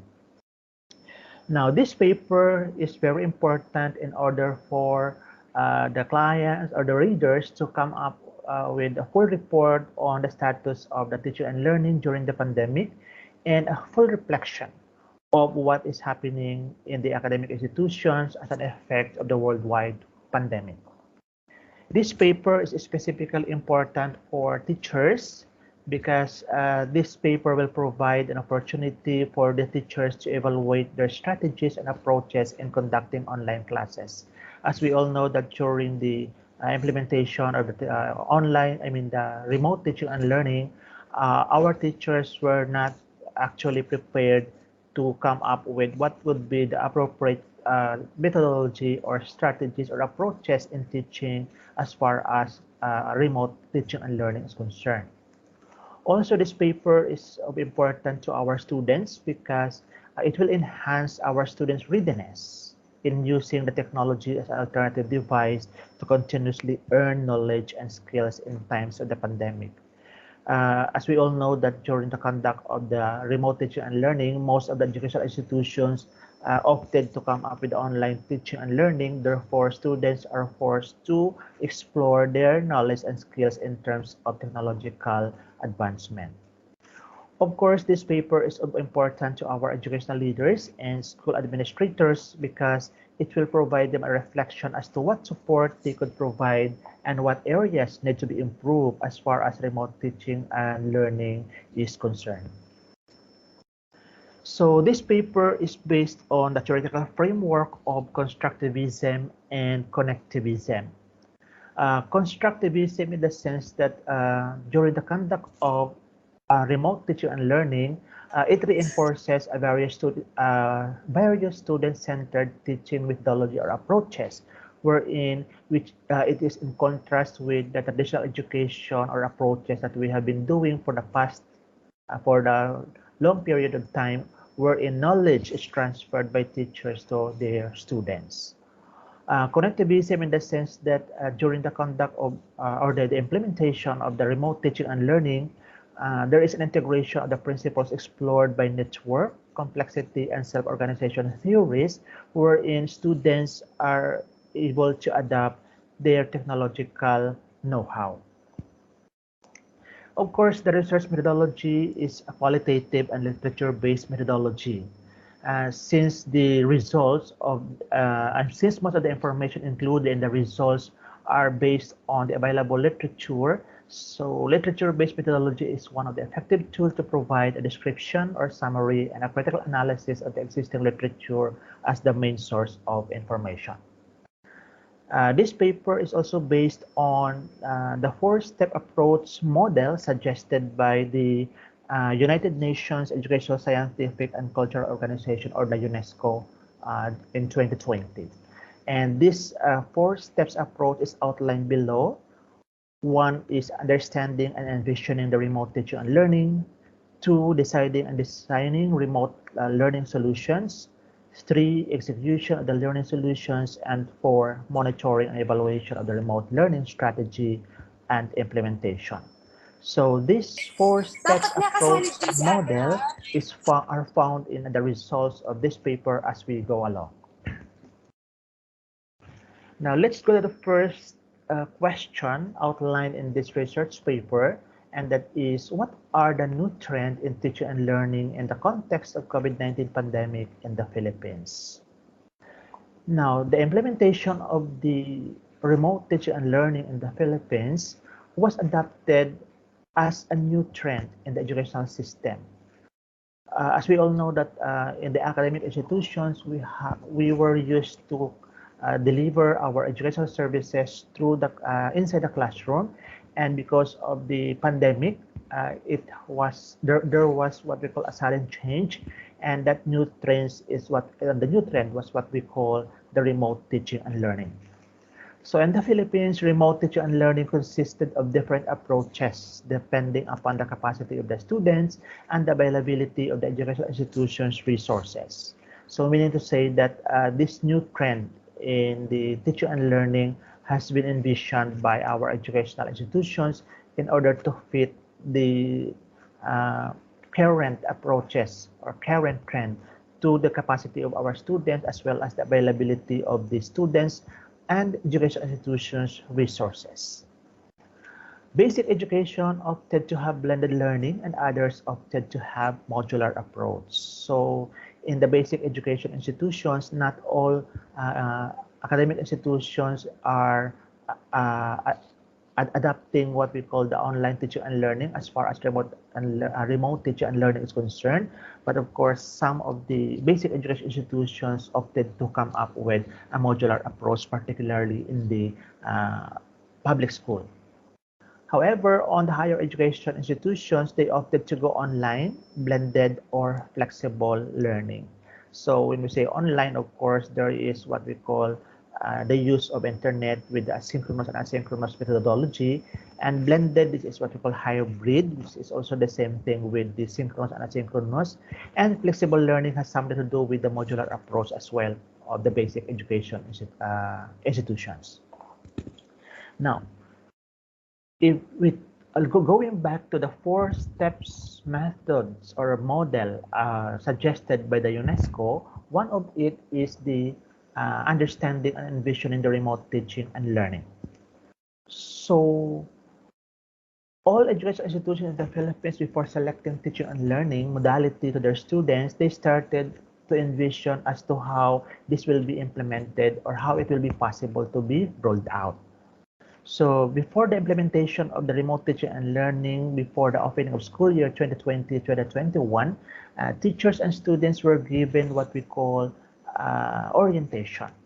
So teachers and students' digital capabilities were considered as well as the availability of the devices and access to the internet connectivity. Before the implementation of the online teaching and learning, educational institutions considered the availability of the internet access of not only the students, but of course the teachers as well. So this was done to ensure that the remote learning strategy will fit to the needs of the students particularly. Now, For the Department of Education, before the implementation of the remote teaching and learning in school year 2020-2021, all basic education institutions were required to come up with a learning continuity plan. This LCP, or the Learning Continuity Plan, outlines the preparation of the basic education institutions on how they are going to deliver the remote teaching and learning regardless of whatever modality they are going to choose. Uh, the Department Order Number 13 Series of 2020 is the basis of the basic education institutions to come up with their LCP in order to deliver the remote teaching and learning, or the distance learning education, DLE, so to speak. On the part of the Commission on Higher Education, they strengthened the flexible learning through online class and blended learning using various platforms like Google Classroom, Zoom, Messenger, and YouTube. So as what I have mentioned earlier, that in higher education institutions, they have an option to come up with a blended learning, or what we call a flexible learning type of delivering the educational services to their students. Now, moving forward to the number 2 questions outlined in this paper, that is the pedagogical approaches on remote teaching and learning. Now, as you can see from the slides, these are the 3 major approaches adopted by the education institution in the Philippines, regardless whether it is basic education or the higher education. According to Bjorky, the teaching and learning during the implementation of the remote teaching and learning outlines 3 major aspects. One is the facilitated learning. 2 is individual learning, and the other one is the collaborative learning. So during the implementation of the remote teaching and learning, particularly in online classes, okay, teachers are using what we call a facilitated learning, because during the implementation of the online teaching and learning, the teachers are considered the facilitators of learning. So they deliver lecture, presentations, using PowerPoint slides, and the students are the one listening to them, and students are given what we call teacher and learning activity in order for them to come up with individual learning approach.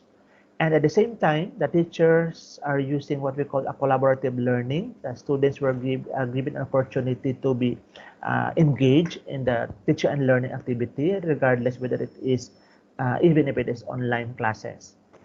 So these are the 3 major approaches that have been used by most of the educational institutions in the Philippines as far as remote teaching and learning is concerned. Now, if we're gonna take a look one by one of those 3 major approaches, in the facilitated learning, classes are facilitated through the use of modern technology using various computer platforms, the learning management system. Now, however, not all educational institutions, particularly in the basic educations, they have what we call the learning management system. Although we have free apps as far as learning management is concerned, like Moodle, for example. Not all educational institutions are having this kind of LMS, so they are only focused on some of the modern technology, like the use of computer platforms like Microsoft Teams, for example, Zoom, and Google Classroom. So with that, the teaching and learning is facilitated using this modern technology. On the part of collaborative learning, the teacher uses collaborative learning approach wherein students are given enough time to do the performance task relevant to the required learning outcomes. So right after the lesson is facilitated by the teacher to the students using various platforms, for example, students were given time to come up with the performance task relevant to the learning areas that they are studying for that day. So these approaches develop students' problem-solving skills with the guidance of the teacher, and at the same time, at the end of a certain period, they are going to submit their performance output. So individual learning is also encouraged by the teacher during the conduct of the online teacher and learning, because These individual learning students are given some sort of assignments, homework as part of their independent learning activities done at home at their own pace. Now, going back to the number to the, let's proceed to the number two, what do you call this? Model suggested by the UNESCO, which is deciding and designing remote teaching and learning solution. So remote teaching has been decided and designed by educational institutions, ensuring that the strategy meets the students of all ages. So before the implementation of the remote teaching and learning, the educational institutions, particularly the educational planners, designed a certain strategy in order that strategy will meet students at all ages from basic education all the way down to higher education level. So the remote teaching and learning has something to do with the remote teaching and learning were designed by educational institutions in such a way that it will benefit the students. So like for example, the use of online teaching and modular approach. This has been planned by the educational institution in order that this will meet the students' need.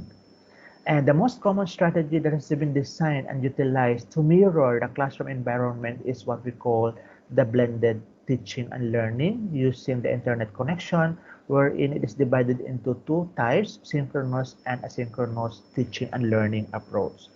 During the synchronous teaching, teaching and learning, teachers delivered a lesson to the students, and asynchronous is a strategy wherein students are given enough time to finish their performance task. However, the use of synchronous and asynchronous approach in online teaching and learning needs learning management system in order for the schools or colleges or universities to communicate to their students and their parents as well. This LMS has what we call the virtual classroom, wherein the teachers and students met together, and the teachers can be able to upload their activities to the LMS, and the students were able to access these materials uploaded by the teacher. Now, in terms of the execution and implementation of the remote teaching and learning as suggested by the UNESCO, the common platforms used by the educational institution, as what I have mentioned earlier, is the Microsoft Teams, Zoom, and Google Meet. So teachers were oriented on how to use the platform and familiarize them on the various features of the application. So before the implementation of the online teaching and learning, teachers were given an orientation on how to familiarize the platform so that they will be able to be ready facing their students. Also, a trial class was scheduled to the students before the opening of classes in order that the students will be able to be familiar on some of the features of the chosen platform, either Microsoft Teams, Zoom, or Google Meet, so that during the implementation of the online teaching and learning, students will be able to be prepared. Parents as well were given an orientation about their role in the implementation of the remote teaching and learning through a parents orientation. During the parents orientation, parents were given a reminder to assist their child to access the needed information in the learning management system, particularly the basic education students, like from grades 1 to grade 6. The parents' assistance are needed in that particular instance. Now, the number 3 questions outlined in this paper is, what are those challenges in remote teaching and learning? Now, the implementation of the remote teaching and learning, particularly online classes, was actually a challenge on the part of the teachers and the students, and of course the parents as well. It is because one of the challenges met by both teachers and students is the limited access to internet. Because according to the Organization for Economic Cooperation and Development, one of the problems encountered by student and teachers, not only in the Philippines but all over the world, is the limited access to the internet. since the conduct of online classes needs internet access, so this is one of the major problems.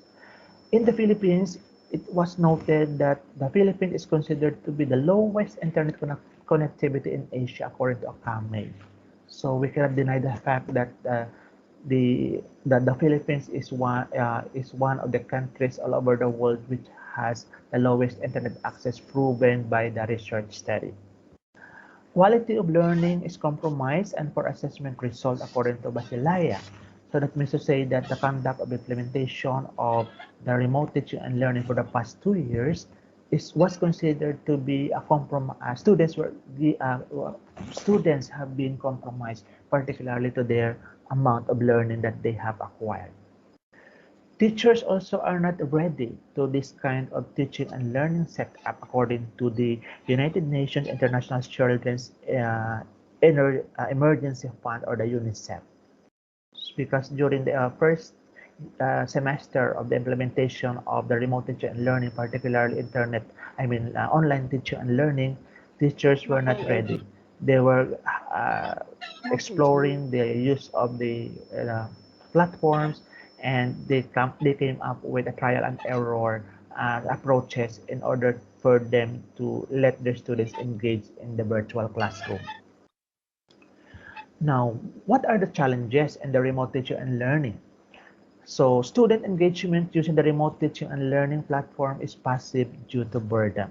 So, this is actually true that during the conduct of the online teaching and learning, students' engagement is less because they feel boring, teachers giving on the lecture, one-way lecture. That is why engagement of the students is less and they are considered to be passive. A trial and error strategy has been utilized by teachers to ensure student engagement. As what I have mentioned earlier, it was really a big challenge on the part of the teacher because they came up with a trial and error strategy or approaches in order for them to let the students engage. The teachers need to provide formative and constructive feedback to attain the desired learning outcomes. So, the formative and the summative feedback given by the teachers are really need to be evaluated because in order to find out whether the assessment or the evaluation given by the teacher as far as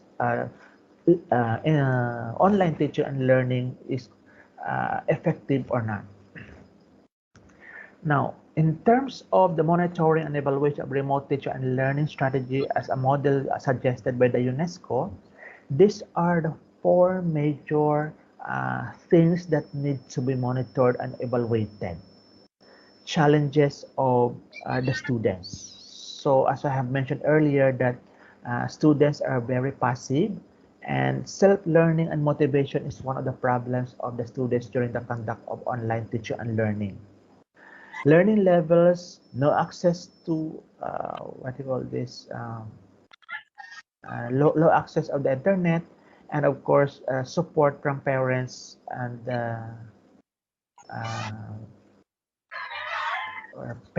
other members of the family, and poor internet access. These are the things that need to be monitored and evaluated, because if this poor internet access, low learning motivation of the students, this will affect their marks and there will be compromise and disadvantage. So these things need to be monitored and evaluated not only by the teachers, but of course educational leaders and educational institutions as well. Also, another thing to be monitored and evaluated are the challenges for teachers. What are those challenges that has been met by the teachers during the time that the online teaching and learning was implemented? The abrupt change of the teaching and the teaching methodology.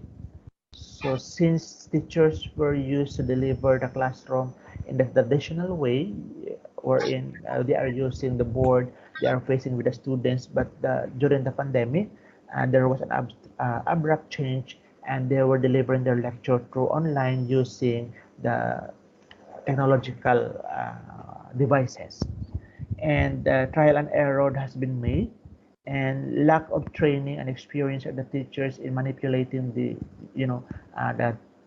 technological devices, and struggling to assess the the student performance. So these are the things that need to be monitored and evaluated by not only the educational leaders, but of course the educational institutions as well.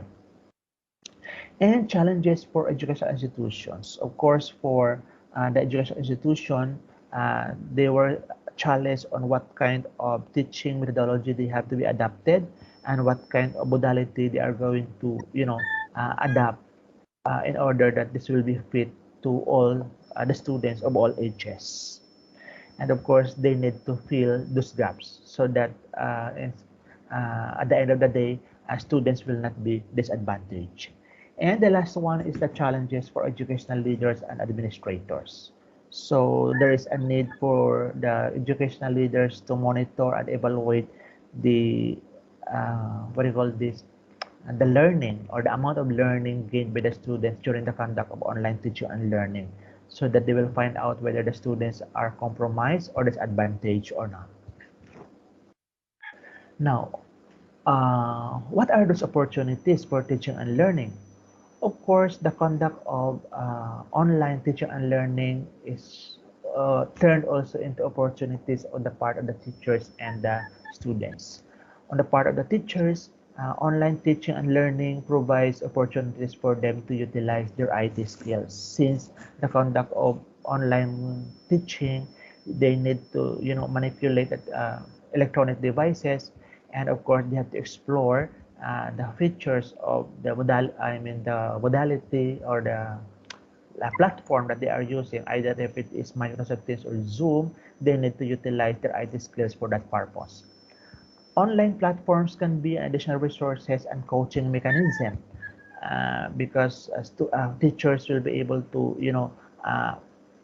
use their knowledge on how to use the specific platforms that the educational institutions adapted.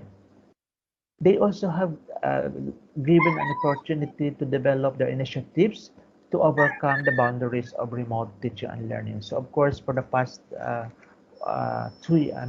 for almost 2 years that online teaching and learning has been implemented, teachers were given an opportunity to have an initiatives on how they will be able to overcome those limitations in the conduct of remote teaching. Initiate and collaborate among teachers to improve virtual teaching. Of course, teachers are not only limited to their own skills, but they are also given an opportunity to collaborate with their peers in order for them to develop their IT skills as far as the conduct of online classes are concerned. Provides opportunity for teachers to teach innovatively. So for almost 2 years that online teaching and learning has been implemented, teachers were given opportunity to innovate themselves. So not only just delivering lecture, but of course by making use of some tools in the platform, so that they will be able to make use of their online teaching and learning interactive. On the part of the students become responsible to their own learning, particularly during the time that the classes are asynchronous, wherein teachers are giving them some performance tasks to perform to be submitted at the end of the day. So students became responsible at this point at that point in time. It also enhances students' research skills, because most of the performance tasks given by the teachers are researchable. So students were given opportunity to enhance the research skill for that particular purpose. Also, students utilizes students' IT skills. The same thing with the teachers, because not all students are actually, adept in using the technological devices. But during the time of the online teaching and learning, students are forced to utilize their IT skills. Develops independent learning. So when the students are given an assignment to be uploaded in the LMS, students were, responsible to their own independent learning activity, and they were encouraged to be resilient. It's because they are studying at home, so they have to be resilient, and motivate student engagement. As what I have said earlier, student engagement is passive, but then for almost 2 years now that online teaching and learning has been implemented, students were able to motivate themselves in order for them to engage in the virtual classroom. Now, for the conclusion of this research paper, the educational institutions are the most affected sector of the pandemic, as what I have mentioned earlier. The reopening of the classes way back school year 2020 and 2021 was a big challenge, not only to the educational leaders and school administrator, but of course to the teachers and students as well, because they are all not prepared to come up with abrupt changes in the teaching and learning. To continue teaching and learning during the pandemic, the government decided to adopt the new trend, and that new trend is the remote teaching and learning, or the distance learning education, DLE. The implementation of remote learning as a new trend in teaching and learning during the pandemic was not easy, because there are many challenges that the teachers and students met, and these challenges are still underway.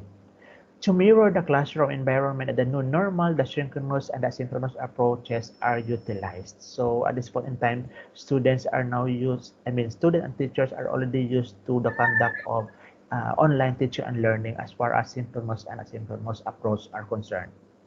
In the new normal, learning management system served as a virtual classroom, and this LMS is considered to be a place where teachers and students met. Teachers can upload their materials and students can able to access these materials in order for them to do during their independent learning activities. The implementation of remote learning using specific platform was not so easy, and despite of these challenges, educational institutions have sustained the delivery of quality education for the past school year despite of noticeable risks. Continuous improvement is still underway, and educational or school administrators are looking at possible means on how to fill these gaps. So it is hope that these gaps will be filled uh, as far as the monitoring and evaluation, as far as the result of the monitoring and evaluation of these educational leaders and administrators. Despite the abrupt changes in teaching and learning, the new normal has given an opportunities to both students and teachers, as what I have mentioned earlier. Online learning provided opportunity for teachers to teach innovatively, different from the usual normal classroom setting. And also, students learn independently and encouraged to be more resilient, more engaged, and to be more diligent. So the recommendations for this paper is specifically outlined to the following. For the educational institutions, a proactive policies for the continuance of education in times of the pandemic must be formulated, implemented, and carefully evaluated. That is why there is a model suggested by the UNESCO that there should be an evaluation and monitoring of the conduct of the remote teaching and learning. A specific LMS must be adapted and implemented not only in times of the pandemic, but also all throughout the entire educational process. So, the use of the learning management system adapted by the educational institutions during the time of the pandemic must be continued, not only during the time that there is a pandemic, but of course, when classes returns back to the normal situation. Regular monitoring and evaluation should be administered to find out the strengths and weaknesses of the remote teaching and learning. That is why there is a need to be evaluated and monitored. Must include in their strategic plan on how to be resilient and to cope up with challenges brought by the worldwide pandemic. For our educational leaders, they should look for a possible means on how to fill the gap encountered by both teachers and students, because there are many challenges as we have outlined earlier. Need to look into how students will not be compromised in terms of the quality of learning and assessments result, because during the conduct of the online teaching and learning, assessments are still the same as what we have been doing during the time that we are in the normal classroom. Spearhead the training and development of teachers and the use of ICT as part of the in-service training. So the in-service training as far as ICT is concerned should not only be given this time where there is a pandemic, but of course right after the pandemic will be over, when we are going to go back to normal, the in-house training and development for teachers for ICT should be need to be continued as well. monitor and evaluate the effectiveness of using the chosen approaches in the remote learning, and must also address issues and concerns on distance learning immediately to avoid bigger problems. And of course, look into how students will not be compromised in terms of quality of learning and assessment results. On the part of the teachers, they need to be competent in both pedagogy and technology. So during the implementation of the online teaching and learning, teachers need to be competent or computer savvy. Must be proficient in the use of online platform. They have to explore what are those beautiful or good features, and they have to make use of this during the time that the online teaching and learning is being implemented. They must be innovative and creative in conducting online classes, not only just one-way lecture or presentation, but they have to do something in order for the students to be engaged. Use not only one approach, but multiple approaches applicable to the learning areas they are teaching to ensure student participation. Because that's what we have said earlier, that the student engagement and participation during the online classes are said to be passive. They have to establish a sense of comfort and develop a community of learners to ensure student participation. And establish a sense of comfort and develop community of learners to ensure students participation. This is the same, sorry. So those are the results of my paper entitled Remote Teaching and Learning in the Context of COVID-19 Pandemic in the Philippines. Thank you very much for your time. Okay, thank you, Dr. Ruel F. Ancheta, the faculty of Gulf College, Oman, for that very informative presentation regarding remote teaching and learning in the context of COVID-19 pandemic in the Philippines. And that wraps up our first part of the presentation for this conference. We would like to acknowledge the presence of Dr. Rodrigo Velasco, President of the IARI. Good morning, sir. Once again, we would like to extend our sincerest gratitude to our distinguished plenary presenters. Okay, this is just the beginning of our conference.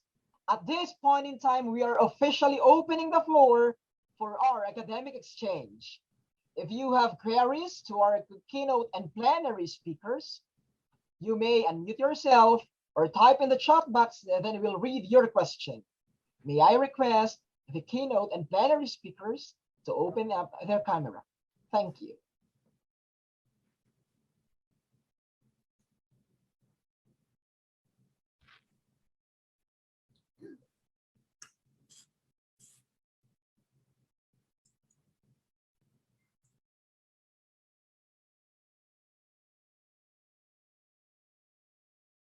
Again, the floor is open for the academic exchange.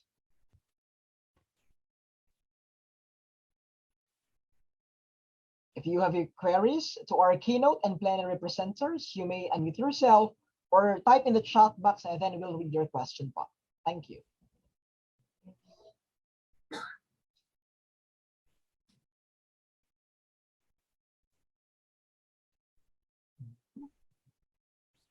I think we have here Dr. Christopher Nemis in the Zoom. Yes, ma'am. Hi, sir.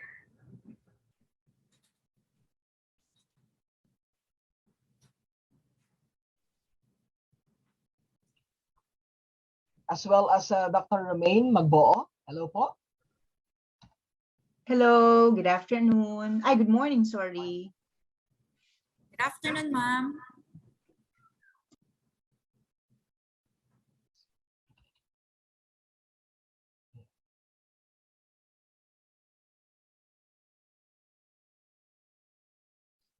Again, if you have queries with regards to the presentation, feel free to unmute yourself and or you may type in the chat box. Then we'll read your question. Thank you.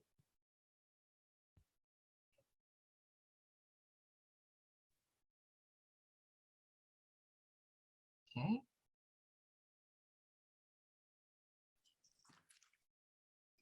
Hi, good morning. Can I have a question for the plenary speaker, number one? Okay. Okay, so I have seen that the design is yung data, it's a mixed method research.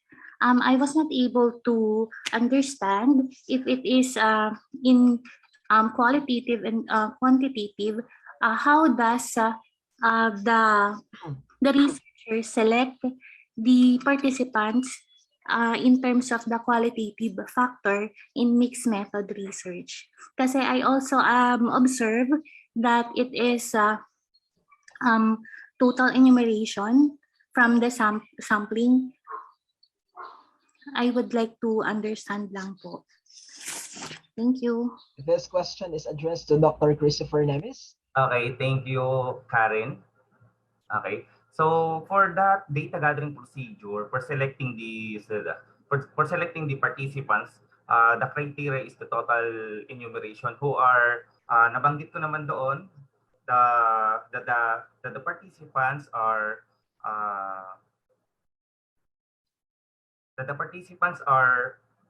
selected according to those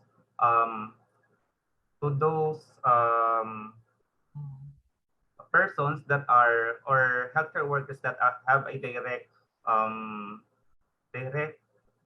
who have direct in who have direct mga infection control nurses or head nurses. Sila yung mga nagsagot ng aking study. So the quantitative, the first tool is for quantitative, and the qualitative is used for the yung Amadeo Georgie qualitative framework. So parang ang ginawa is yung quantitative, kukuhanin mo muna yung result nun using yung mga participants na sila yung mga infection control doon sa selected hospital. So for that, from that, doon sa naging result nun, gagawa ka naman ng qualitative approach. Paano kinuha? So you have to identify, you have to coordinate with the chief nurses, the hospital admin, and as well as sa mga human resources para ma-identify mo sino yung respondents ng iyong study. So that is the total enumeration. Ibig sabihin, in that hospital, if you have a committee, 5 members of committee ng infection control, lahat yon. Kaya nga entire population, kukuhanin mo sila lahat. Yun. I hope nasagot ko yung tanong mo.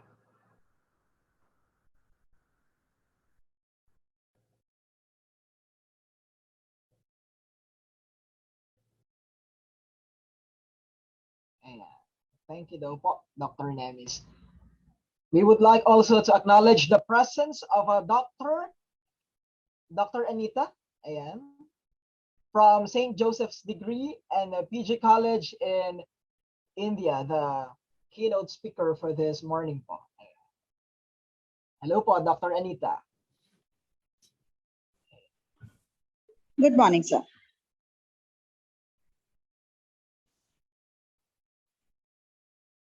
Any questions from our audience?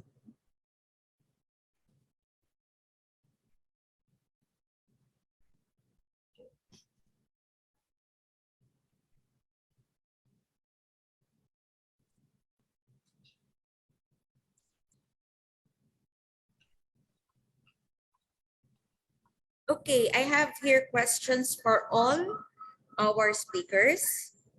So what is the practical tips or our practical tips can you give for the budding researchers? So this is for all our plenary speakers and keynote speaker.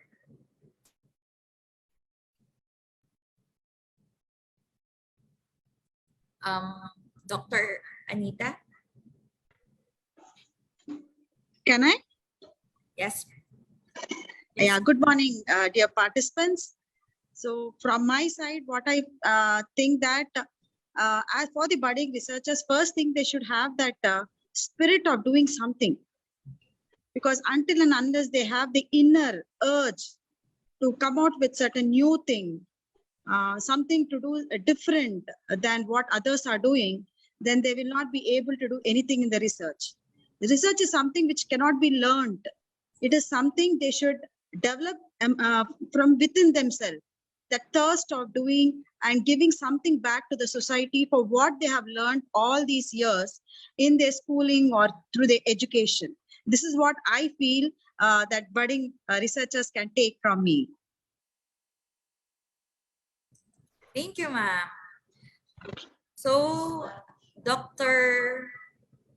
Magboo. Hello again. Good morning, everyone. Okay, for our budding researcher or to our enthusiast researcher, the first thing that you should take into consideration is to read a lot. Okay, once that you have read a lot, you have read a lot of journals. Okay, your horizon will be more, your horizon will be more clear to you. And even for example, your interest as well, no, it will give you a lot of idea.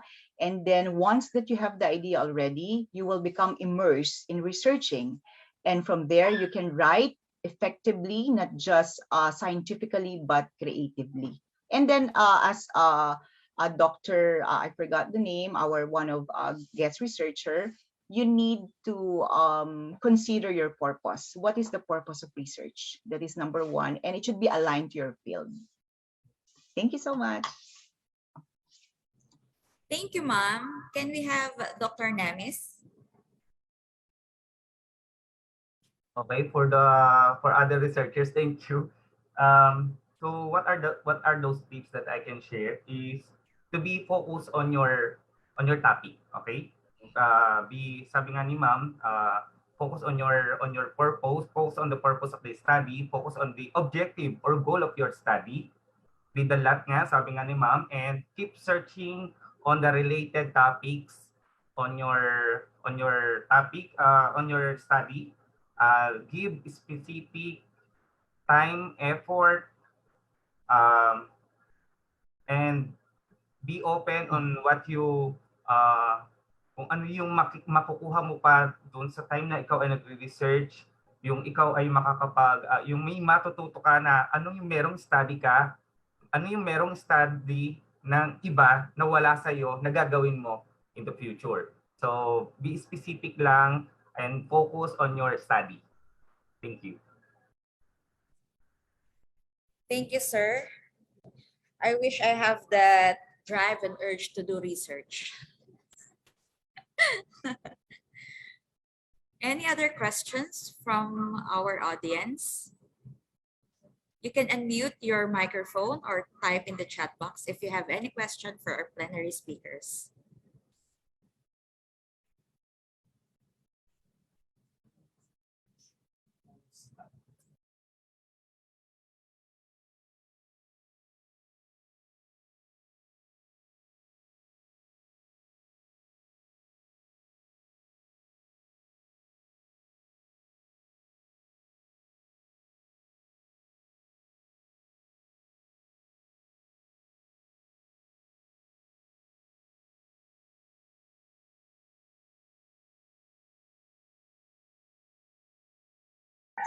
Good morning po.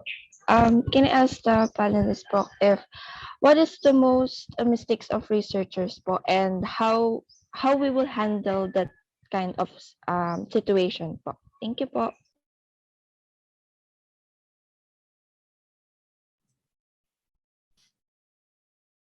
I guess this is addressed to all our plenary speakers and keynote speaker.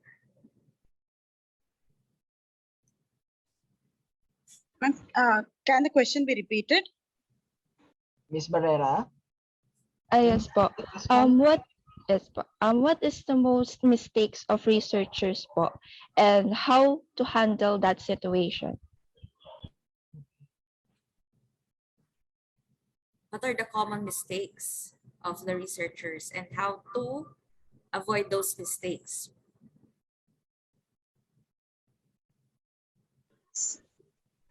Good morning to the student who has asked the question. The more relevant question she has asked. See, mistakes do happen. Until and unless we learn from the mistakes, we cannot develop. So even though we are cautious about it, but still the mistakes can happen. So what I request you is learn, unlearn yourself, whichever is not required, and relearn. So read lot of articles, lot of journals. You'll know also, when you browse through, you know what are the mistakes generally researchers make. Then try to avoid those mistakes which already has been done, and then learn from those mistakes which they might have posted. And also, what you can do is you can interact with the researchers consistently, so as to understand wherever you found some certain challenges when moving forward. You can interact with them and then ask them how to move forward, so that you will not make those mistakes what the others have made. Thank you.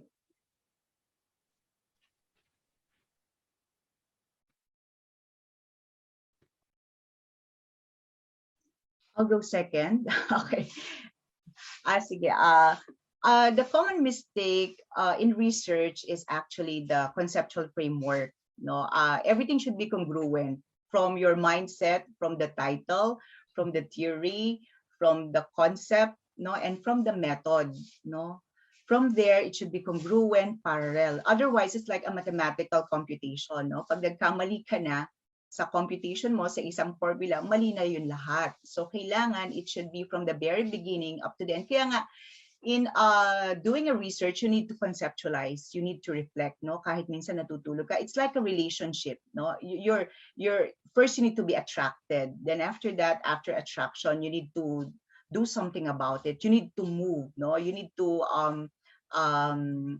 portray a behavior, no? You need to write. Then you need to put your feelings, no? You need to be genuine with the research. Ang isa kasi ding problema sometimes is our discipline and behavior. That is one of the problem. Minsan tinatamad tayo. We don't like writing, no? There are moments that we don't like writing. We don't have that feelings to write, or we're not that pushed to write. So give time for yourself, no?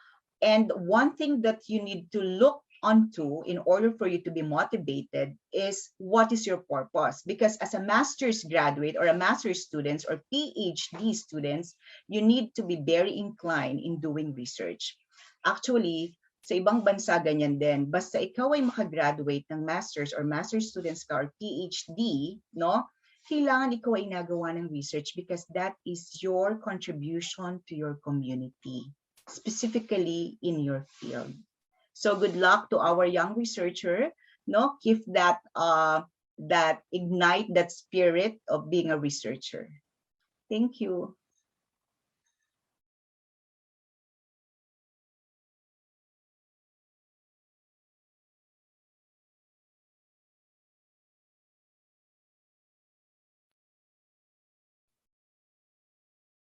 Okay, and to add with the same question po, tatawagin pa lang ako. Okay, for what are the common mistakes and how you address that? So for me is yung research question is too broad. Parang ang daming gustong gawin, ang daming gustong na napaka-broad, not specified or not specific doon sa study. So isa yun sa mga common mistake which is hindi naman na-address doon sa study. So we need to be specific on your research question or your statement of the problem. Okay? And learn from your mistake. Learn to listen with your panels, learn to listen with your advisor, kasi sila yung mga makakatulong sa iyo in writing your research. Sila yung makakapag-guide sa iyo. And tama yung binanggit ni Ma'am, if you are a graduate of master's degree and doctorate degree, as well as nung nag-aaral ako, sabi nga, pag gumraduate kayo, panindigan nyo yung pagiging doktor. That is not just a title. So sabi nga nung gumraduate ako, now you are now a doctor, kailangan panindigan mo na ikaw ay doktor. Share your, kahit ang hirap mag-present, ang hirap gumawa at mag-present ng research, kailangan panindigan mo, Sir Topher, you are now a doctor. Tanggapin mo yung mga ganito, yung mga ganitong activity. Learn. Sabi nga, mag-share ka ng knowledge, mag-share ka sa community. So patunayan mo at panindigan mo na ikaw ay isang doktor, ikaw ay master's degree. So Yon. So mahirap talaga ang research pero unti-unti matututunan niya na nagiging madali. Thank you. Thank you to our keynote speaker and plenary speaker. We have here questions from Ma'am Mariven Pavino and also Dr. Bernardo Lunar. So to our dear speakers, what do you consider as the greatest challenge and also the most rewarding experience as a researcher?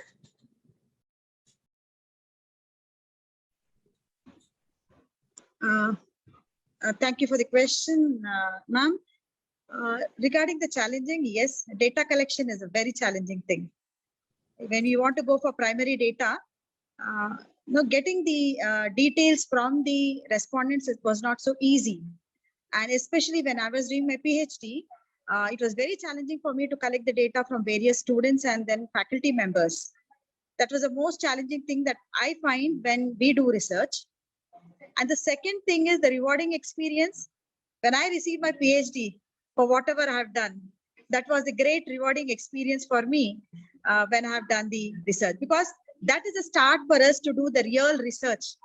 From then onwards, I started writing research articles, then publishing papers, books. So that is a starting point. So that is a great rewarding experience for me, the PhD being awarded. Thank you. Thank you, Dr. Anita. So we have Dr. Magboo. Okay, the challenging experience is when you already commissioning a paper. So what is commissioning a paper? You're not just working personally, with your own paper, but you're working with other discipline. You're working with external agency, perhaps, like for example, a government agency that they would like to ask our help. So you will be working with them. You will be working as a team. So minsan magkakaiba kayo ng wavelength, no? Meron yung talagang enthusiast, meron namang medyo tinatamad. So as a researcher, you need to uplift their spirit as well. And yung isa pang challenge is when you become a leader, it's really difficult to uplift the spirit of your members, especially you have a client, because you need to create an output that the client will be happy, to that output.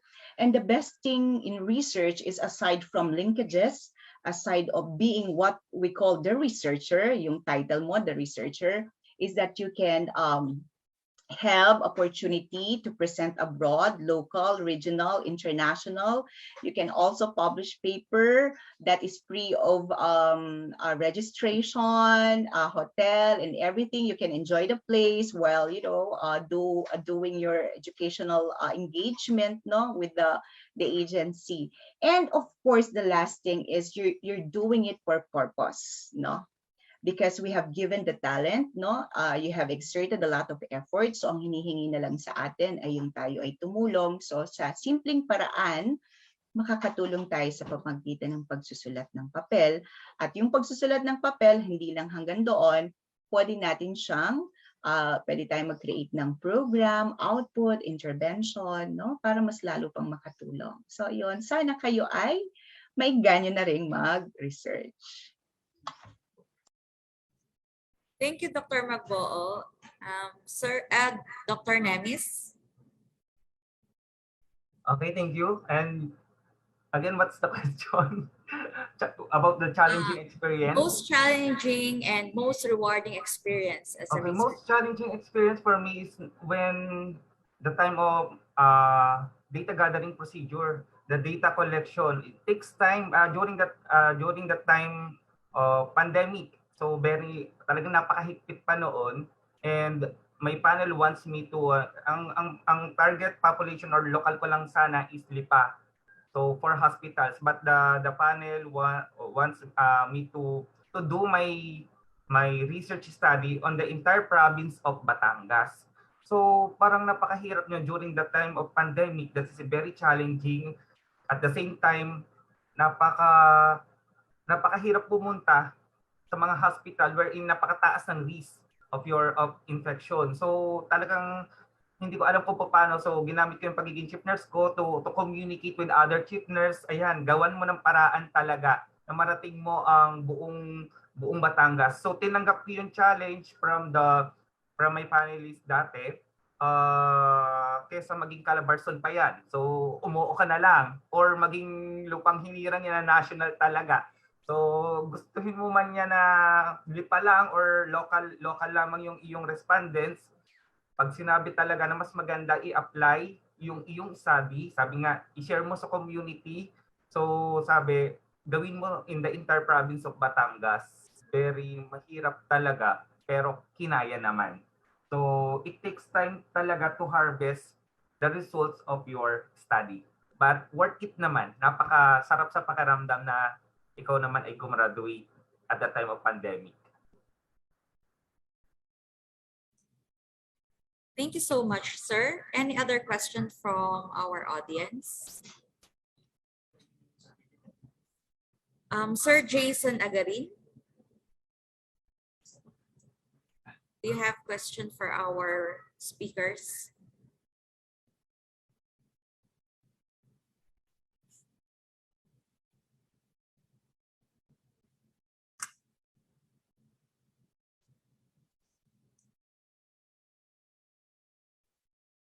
Sir Jason Agarin? Ayun, akala ko po okay. Good day po. I would like to extend, can you hear me na po? Okay, so I would like to extend my gratitude to the speakers. Indeed, you are a potent source of enlightenment. Thank you so much. A million thanks to all of you. So my question is for Dr. Ancheta. I just want to ask yung pong methodology that he utilized in his study, which is literature-based methodology. So we are parang used to the method as our research tool for qualitative research. Now, in your study, you mentioned literature-based methodology. Can that be the sole source of qualitative data? Or do we really need to use research tool like interview to be combined with that literature methodology? Or literature analysis? Review ba ang ginawa? Literature review. Literature review ang ginawa. Literature-based methodology po. Can we use it alone or do we need interview as another tool for qualitative research? I think Dr. Cheta is not here with us, but Dr. Bernard Donar would like to answer your question. Thank you po, ma'am. Okay. In fairness to Dr. Ancheta, because he's not around, so maybe I can connect you with Dr. Ancheta. So you can message me and we can, I can give you, I can connect you with him so that he can answer your query. But I think generally your question is about the methodology used. Yes, sir. And that there's an emerging methodology being used now. Literature review could be done as a method, and as you look into the studies that have been conducted and literatures that have been published, you can come up with a research on certain topics. In the case of Dr. Ancheta, so he worked on the conduct of school in the pandemic. That's a valid method of data gathering as you look into or segment the different literature and studies that have been conducted. Okay, but for a more precise answer to that, I'll be very much willing to connect you to Dr. Ancheta. Thank you, sir. Thank you very much po.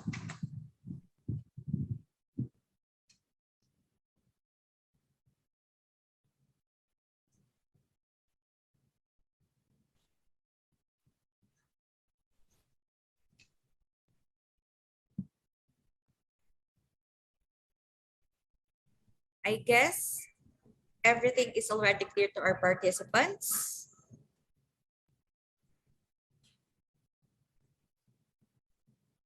So to conclude our morning session, as a sign of gratitude to our keynote speaker, allow me to present the Certificate of Recognition.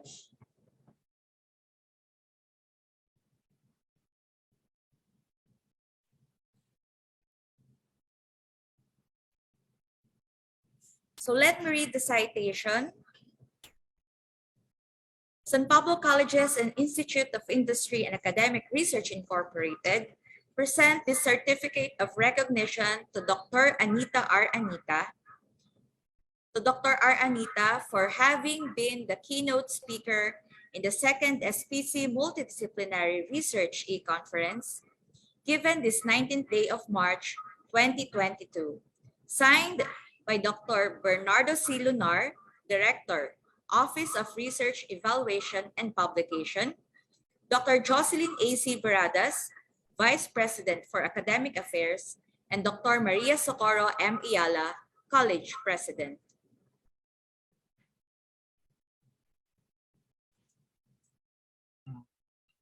Thank you, ma'am. Thank you, ma'am. Okay. Let us also express our appreciation to our three equally talented presenters. San Pablo Colleges and Institute of Industry and Academic Research Incorporated would like to award this certificate of recognition. Let me read the citation.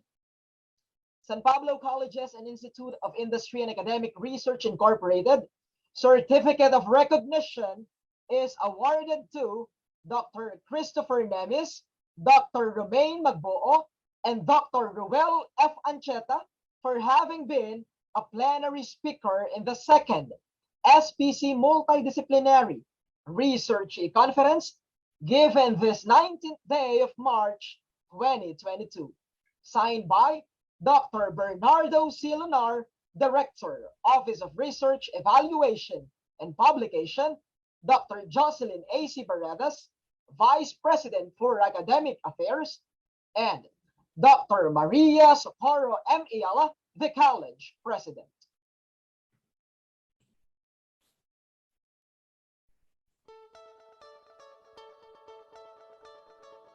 Once again, our heartfelt gratitude to all our distinctive presenters for this morning, Dr. Nemis, Dr. Magboo, Dr. Ancheta, and of course, our keynote speaker, Dr. Anita, for sharing their time and invaluable information and insights.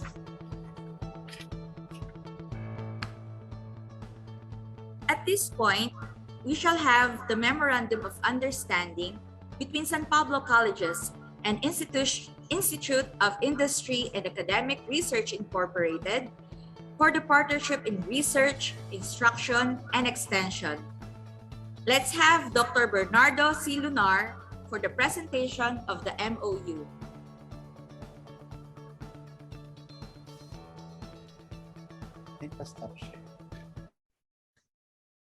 Good morning, everyone.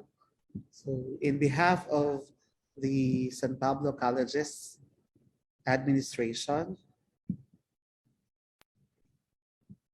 it is with pride that I present to you the Memorandum of Understanding between the Institute of Industry and Academic Research Incorporated and San Pablo Colleges.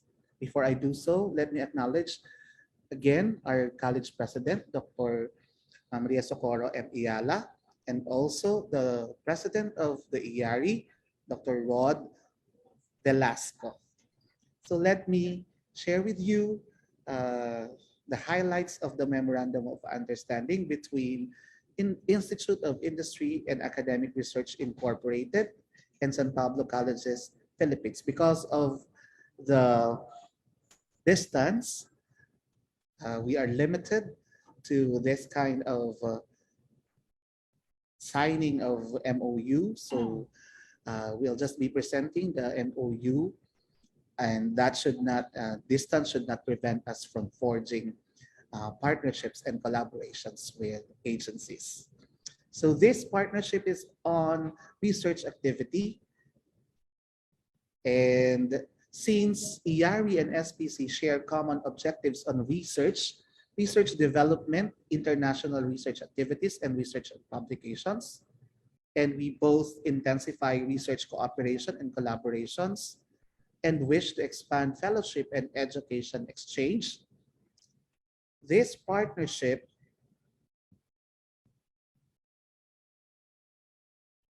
In this partnership, the entities will collaborate on staging the various research activities like research conference activities like this. What we are having now is a partnership activity between SPC and EARI. Research intellectual discussions. So later on, it will be announced that we will be co-staging the research intellectual discussions with EARI. Staging of webinars and research competitions. And entering into this MOU are the presidents of these two institutions.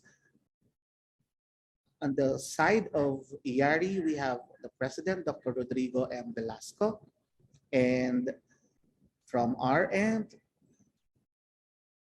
Dr. Maria Socorro M. Iyala, our college president.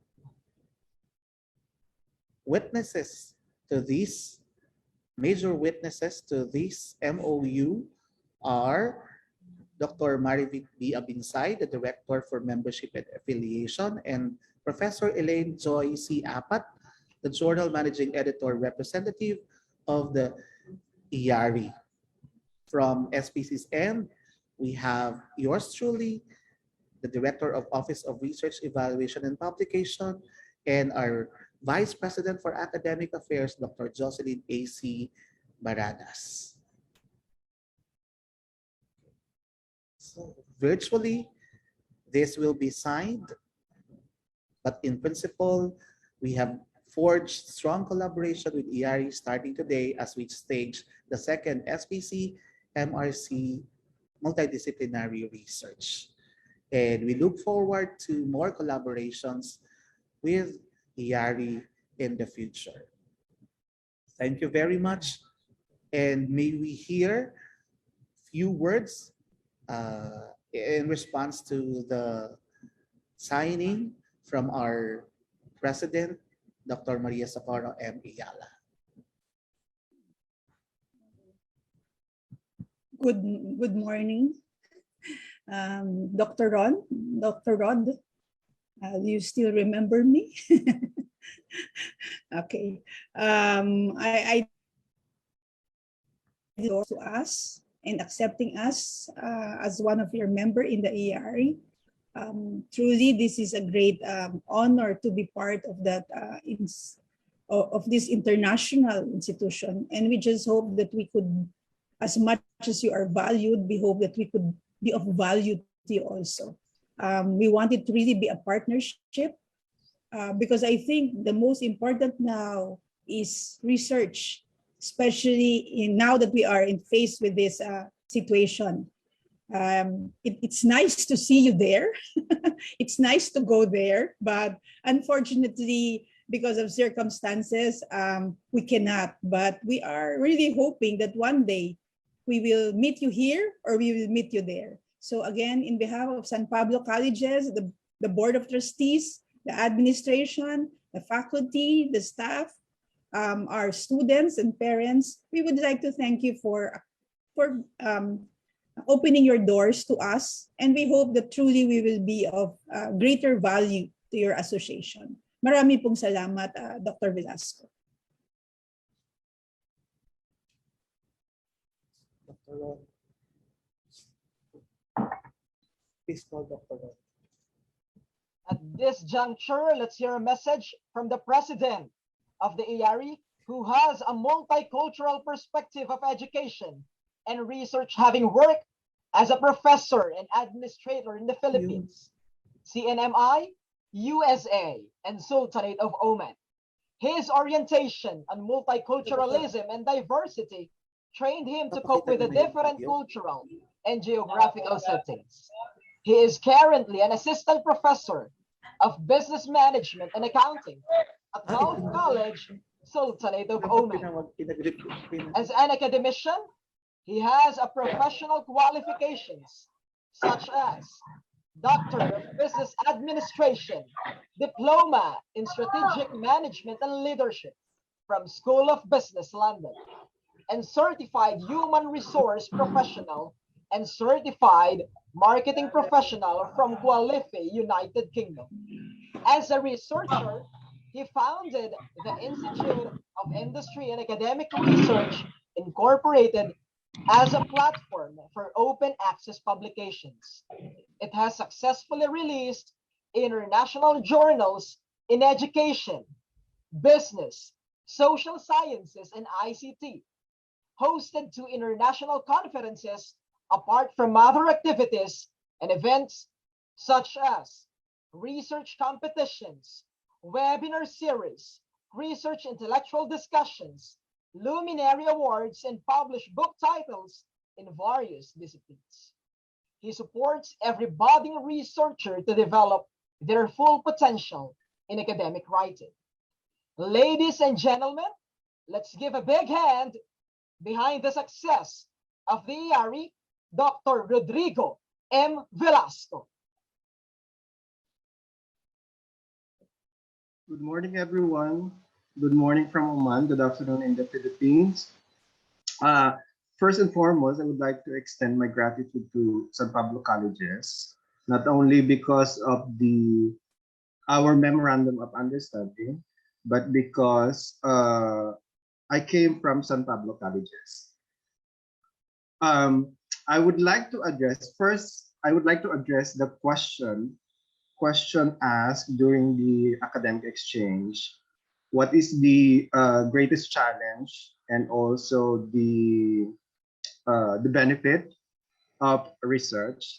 One thing I can share is this one, the IARI. I remember when I was in San Pablo Colleges, I enrolled in the College of Law. I was in the College of Law for 1 week because of conflict in the schedule. I was teaching in Candelaria back then. Then my class is until 4:30, and the College of Law starts at 5:30 every single day until Saturday.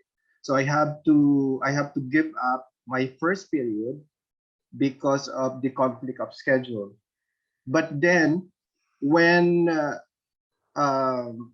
I crossed out my subjects for the first period, I will be forced to take non-board subjects, which I don't like. So instead, I shifted to the first batch of the Doctor of Business Administration. We are then 9 students in the Doctor of Business Administration. So in research, the first thing is you have to know your purpose. What is your purpose? And definitely, life will guide you to where you truly belong. In research also, you have to, when you know your purpose, you have to limit what do you want to do. The most common mistake of researcher is that they have so many things in mind and they can focus on one thing. When you know your purpose, you will limit what is on your mind, and definitely you will focus on one thing, which is really your main purpose. And that is the purpose of this memorandum of understanding. So in this case, the IARI and SPC share common mission and common vision, and that is the proliferation of quality education, information, and research. I will be in one with SPC in this mission. And definitely, I will be extending my help to SPC, as well as gaining more knowledge from SPC on this endeavor. So I would like to express my gratitude to Dr. Susie Iyala, who is one of my panelists back in my dissertation stage, to Dr. Jocelyn Baradas, who is also my panelist back then, and to Dr. Bernard Lunar. Thank you for still connecting with me, even though I'm no longer part of the SPC.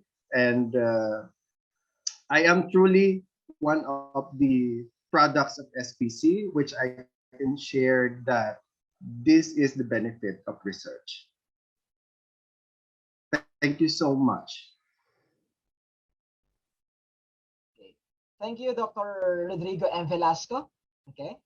San Pablo College's Graduate School Alumni Association, in partnership with the Grad School Student Council, will be having a project masterclass on leadership and management. May I call on Professor Jenre Giangusto for the details of the said project. Good morning. Audible po ba ako? Yes po, sir. Loud and clear. Okay po.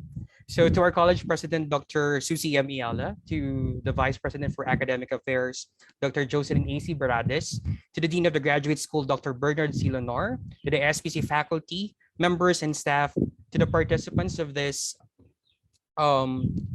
research conference, good morning, and greetings of peace and joy. On behalf of SPC Graduate School Alumni Association, it is my privilege to present the mechanics of the SPC Masterclass 2022.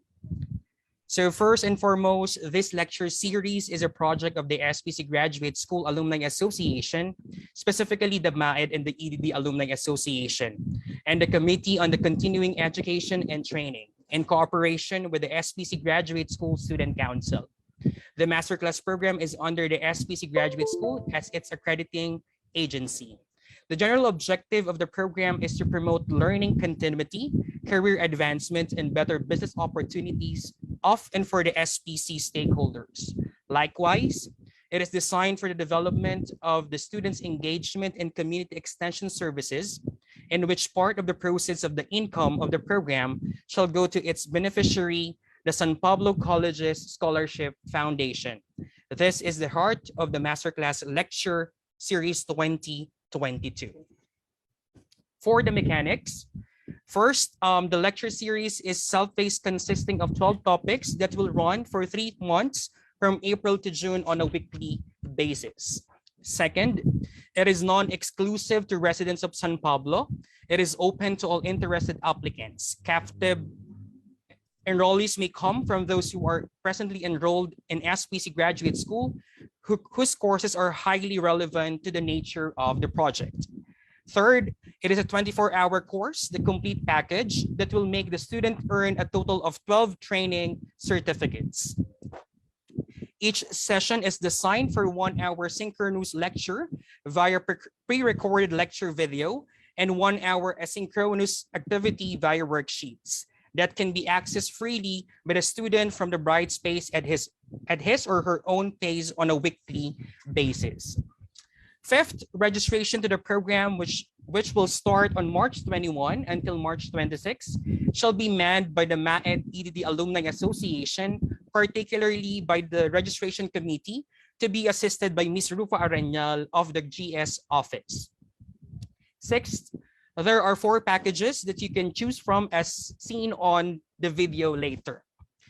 7, the payment shall be made via GCash account, which will be provided by the association.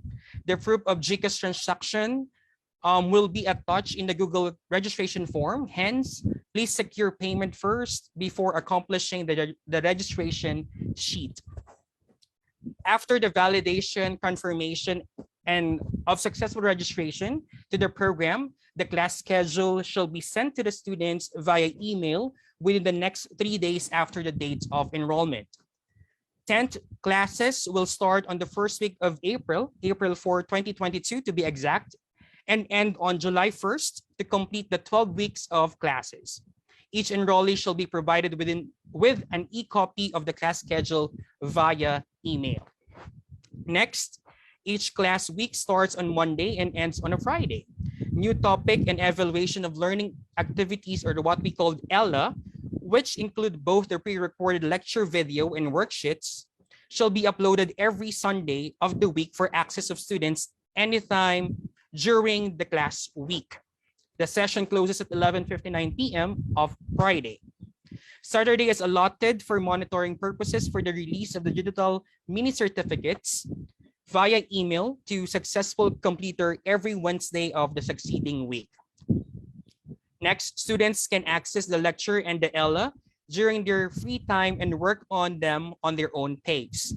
However, since this is aiming at learning continuity, study progress is important. Hence, they are to submit the ELA on or before the Friday of the study week before it closes at 11:59 p.m. But in cases of unforeseen circumstances or events beyond the student's control that have presented the student to complete and submit the ELA for a given week, don't you worry. He or she, the participant, has to send an email to the secretariat as soon as possible for the necessary adjustments in his or her schedule for the completion of the missed course. With that, we would like to invite you to experience the culture of excellence in education that has been the trademark of the San Pablo Colleges for 75 years. For your inquiries, please get in touch with the SPC Graduate School. Thank you and God bless.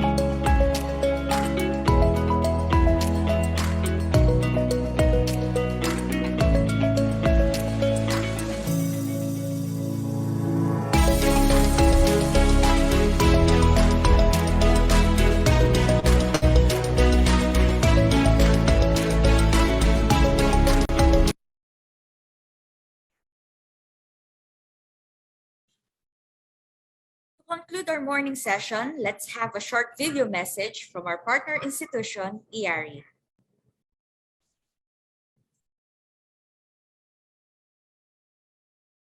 With privileges, few with advantages.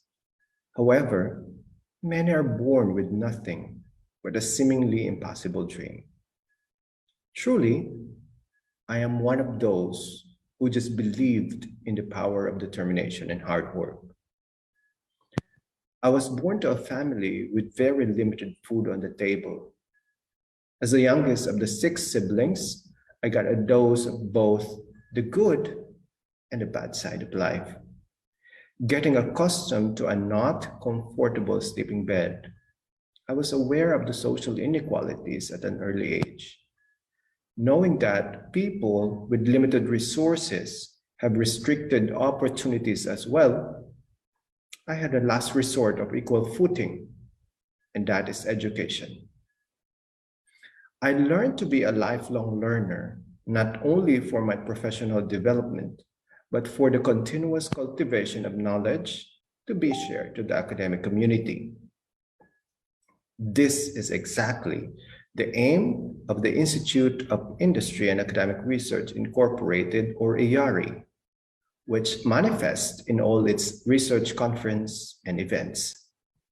And today, I am very much pleased to work with and become an international activity partner of San Pablo Colleges. Today's event, the second multidisciplinary research e-conference, is another realization of the IARI and SPC's prime purpose and commitment to the community. More than ever, now is the right time to be aware and educated on the latest findings, research outputs, topics, issues, and trends that are international in scope and relevant to the current times. The diverse topics for today could be applied in our own research agenda, teaching, and to the workplace as well. In these times of uncertainty, we need to educate ourselves. We may not have the privileges, but we have the power of knowledge to provide solutions to whatever challenges we may encounter. Ladies and gentlemen, let us be one in building a community of scholars that profess the power of information and education. Let us be one with IARI and SPC in this mission. Thank you and good day to all the participants. Okay, once again, thank you very much, Dr. Rodrigo M. Velasco. For this afternoon, we'll have our concurrent sessions, which will be facilitated by our research champs. For now, let's have our break, and please be back before 1 in the afternoon for the second part of our e-conference, the oral presentations. After the breakout session, we'll be back in the plenary for our closing ceremony. Thank you, participants. Enjoy your lunch. Enjoy the rest of the afternoon.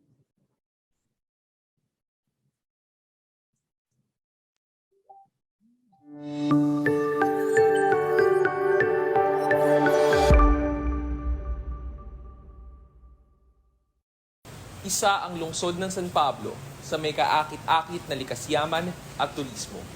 Kabilang narito ang 7 lawa na nakapalibot sa bayan ng San Pablo. Bilang bahagi ng 75th Jubilee ng San Pablo Colleges, halina't suminsay sa ipinagmamalaking yaman ng ating lungsod.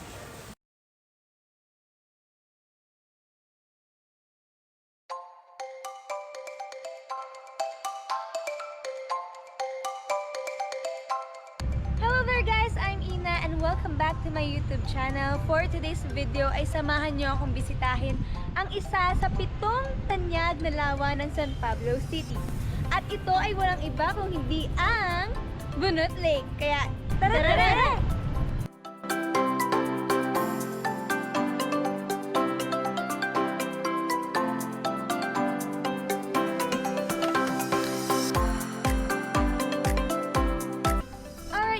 So now we are here at one of the most famous restaurants, which is just a few steps away from Bunot Lake. Kusina de Sabang 602.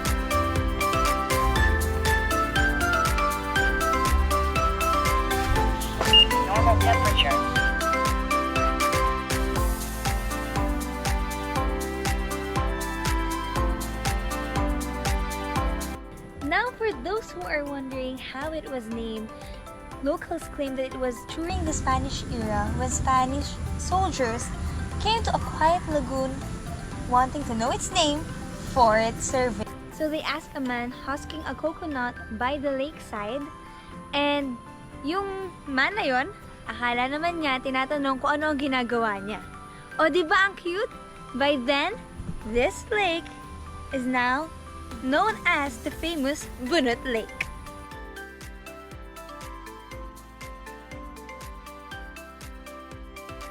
Wow, it really is true that the best thing in life is free. Kita niyo ba yung view? Napakaganda and ayan, basta tingnan niyo, wait, puro halaman. But, wait lang. May nakikita ako dun. It looks familiar. Ano natin, wait lang. Nico? Ay! Ba't ka nandito? For vlogging lang, wala. Picture. Nabulok ka ng aso doon kanina. Bakit? Ano ba ginagawa mo dito? Di ba nga, mahilig ako sa research. Mahilig din sa travels, then search.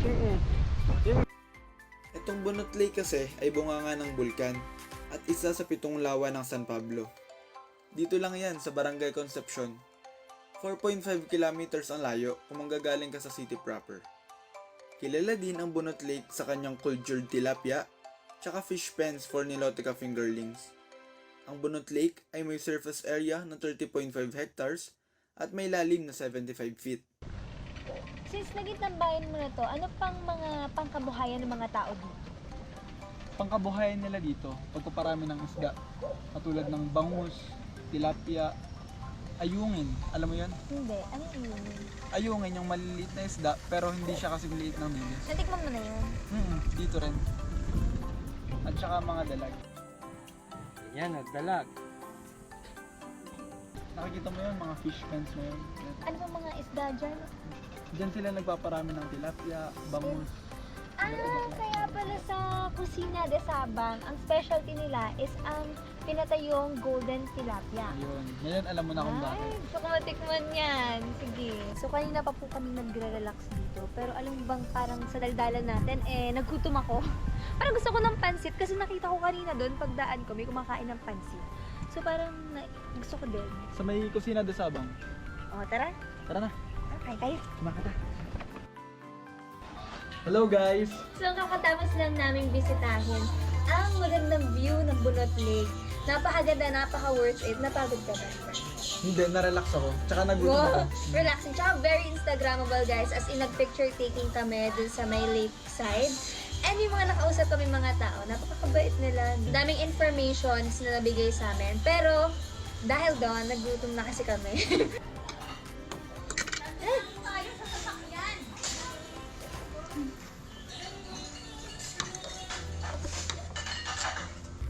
And now, tapos na kaming kumain. Sarap ba? Busog ako, sakit ang tiyan ko. Yan, nabusog kami both. And tapos na yung Bunot Lake Adventure. And now, we are going home. Aalis na kami. Nakita ko lang talaga tong friend kong si Nico doon. Babalik tayo dito. Oo naman, we'll definitely go back. For sure yan. For sure yun. But for now, this is the end of this video. Thank you so much for watching. And kung gusto nyo makita ang Bunot Lake, let's go sama-sama tayo. Bye!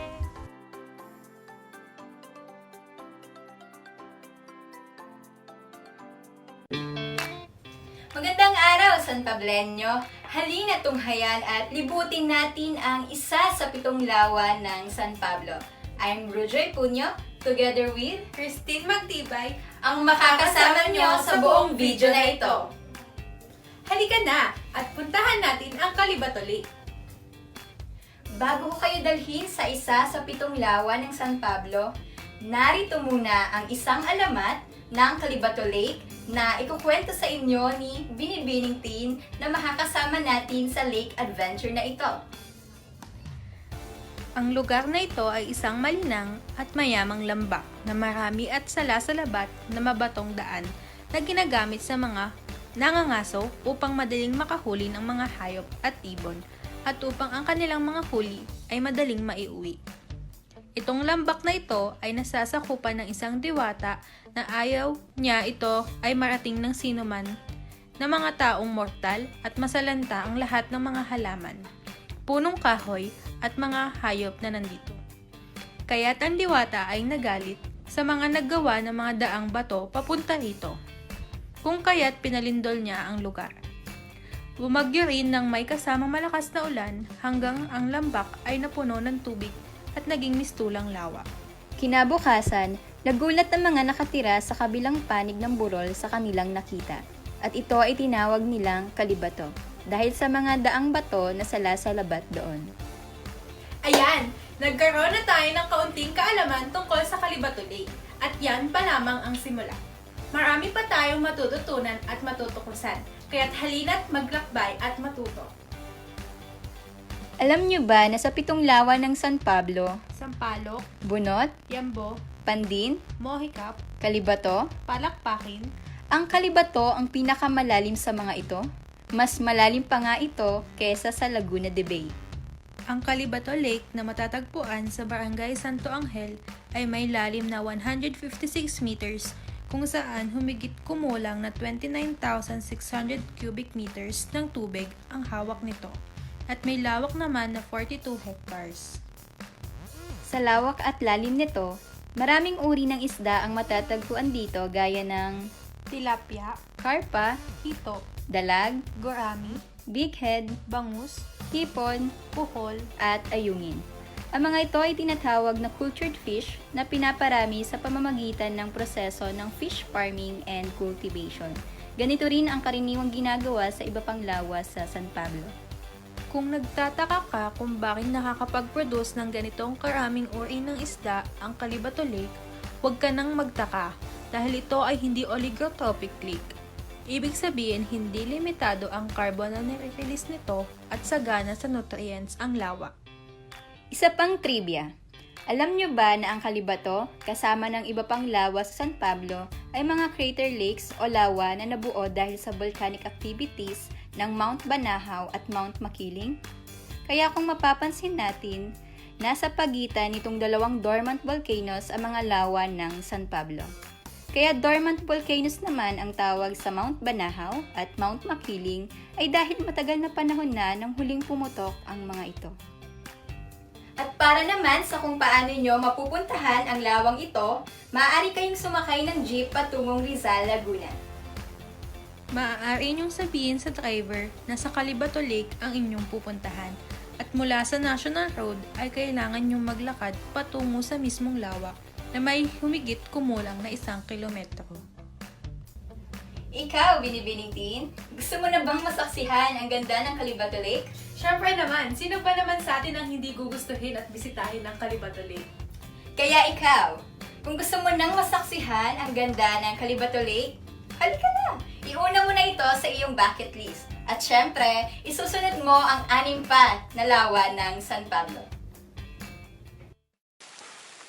Mabuhay, virtual tourists! Ngayong araw ay makakasama niyo ako sa inyong paglalakbay.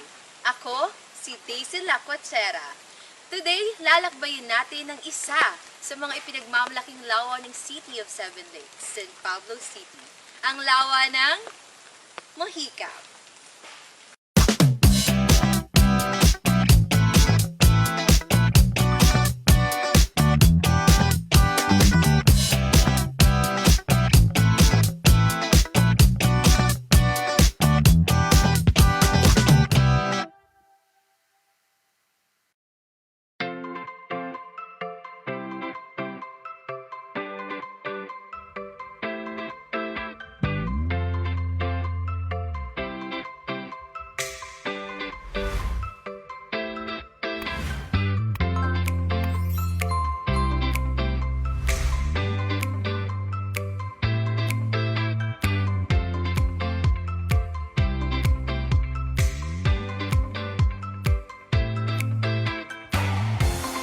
Wow! Andito na agad tayo sa Mohicap Lake. Malayo ba ang Mohicap Lake? If hindi ka taga San Pablo, oo. But kung sisimulan mo ang biyahe mo starting sa bayan ng San Pablo, in just 30 minutes, makakarating ka na dito. Arkila ka lang ng tricycle and take note, hindi mo na kailangan ng guide dahil alam na ng mga drivers yan. After reaching Mohicap, a 20-minute trekking in a 105 stairs will do. You will see the marvelous view of Mohicap Lake, perfect for dating and tour. If napagod ka, no problem. May makikita ka ding food stalls and restaurants. Sabayan mo po ng magagandang pailaw pag sumasapit ang gabi. At syempre, hindi mawawala ang mga tindahan ng souvenirs. Alamin din natin ang geologic features ng Mojica Lake. Kasama dyan ang surface area, depth, at volume of water. Siyempre, hindi na ako lalangoy para sukatin yung lake at mahagard lang ang beauty ko, no? Located in Barangay San Buenaventura, Mojica Lake is the smallest among the 7 lakes of San Pablo City. Pero wag mong mamaliitin dahil ika nga, ito ay small but terrible. Bukod sa breeding area for shrimps, it is one of the major sources of tilapia for Metro Manila at sa iba pang karatig lugar. Ang Mojica Lake ay may surface area na 14.5 hectares at ang maximum depth o lalim nito ay 30.4 meters o 99.7 feet na halos kasing taas ng Monte Maria Shrine sa Batangas. Kung tatanungin mo naman ang volume of water ng Mojica Lake, ayon sa pag-aaral ay mayroon itong 2 million cubic meters of water. Kung mahilig ka namang mag-sightseeing, hindi magpapahuli ang Mojica Lake. Dahil abot tanaw mo na ang ganda ng mountain ranges of Calauan, Laguna, including Sawi, Imok, Lamot, at Mavilog. Minsan ka na bang nakapasyal sa isa sa mga pinagmamalaking lawa ng San Pablo City na tinatawag na Mojica Lake? Narinig mo na ba ang kwento sa likod ng napakagandang lawa na ito? Kung hindi pa, tara at samahan niyo kami na ilibot kayo sa lugar habang pinapakinggan ang legend of Mojica Lake. Likas sa ating mga Pilipino ang mahilig sa pakinig ng mga kwento hinggil sa kung paano nagsimula ang mga bagay-bagay, katulad ng mga alamat.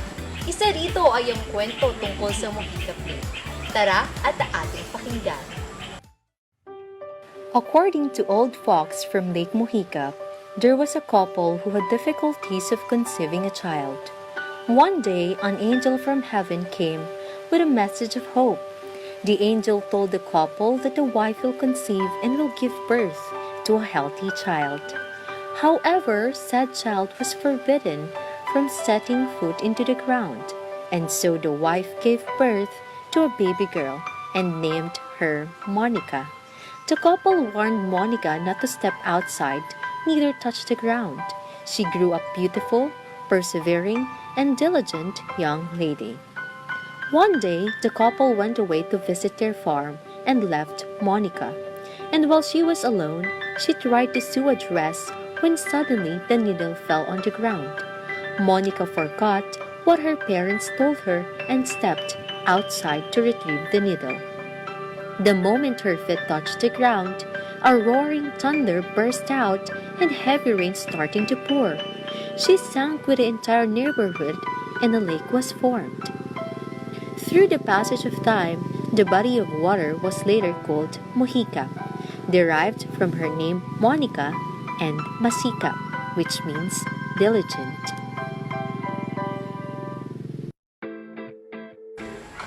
At ito ang kwento ng Mojica Lake na talaga nga namang nakaiengganyong pakinggan. Sino ba ang mag-aakala na sa likod ng napakagandang lawa na ito ay mayroong kwento na makaaaliw sa mga makaririnig. Makikita rin dito na hindi rin talaga pahuhuli ang mga taga San Pablo sa paglikha ng sining sa likod ng mga tanawin na meron dito. Kaya ano pang hinihintay nyo? Halina at bisitahin ang Mojica Lake, kung saan maaari kayong mag-enjoy, mag-relax, at kumuha ng mga Instagrammable photos. Dito lamang ito sa San Pablo City, Laguna. Kasama po natin ngayon ang isa sa mga caretakers ng Mojica Lake, si Nanay Bason. Nanay, ilang taon na po kayo rito? Matagal na po kami dito, mga 25 years na. 25 years po. Paano niyo po pinapanatili ang kagandahan ng ating lawa? Basta pag linisan namin, yung dagat naman, yung mga burobasura, tatanggalin natin. At para malinis talaga siya, hindi pwede ang kaunting basura ilagay sa tamang basurahan. Tama po. Ayun ang paano naman po yung kabuhayan nyo po? Ano pong naitutulong ng ating Mojica Lake sa inyong kabuhayan? Malaki po ang tulong sa amin ng Mohica Play. Ayan ang kinabubuhay talaga namin diyan. Sa pamamagitan po ng mga pangingisda, ganoon po. Mayroon kaming sariling floating. May mga floating din po na. Alaga kaming tilapia. Yan talaga ang kinabubuhay namin diyan. Na pag namin yung mga anak namin. Na pag-aral niyo po. Galing diyan. Opo, sa Mohica. Opo.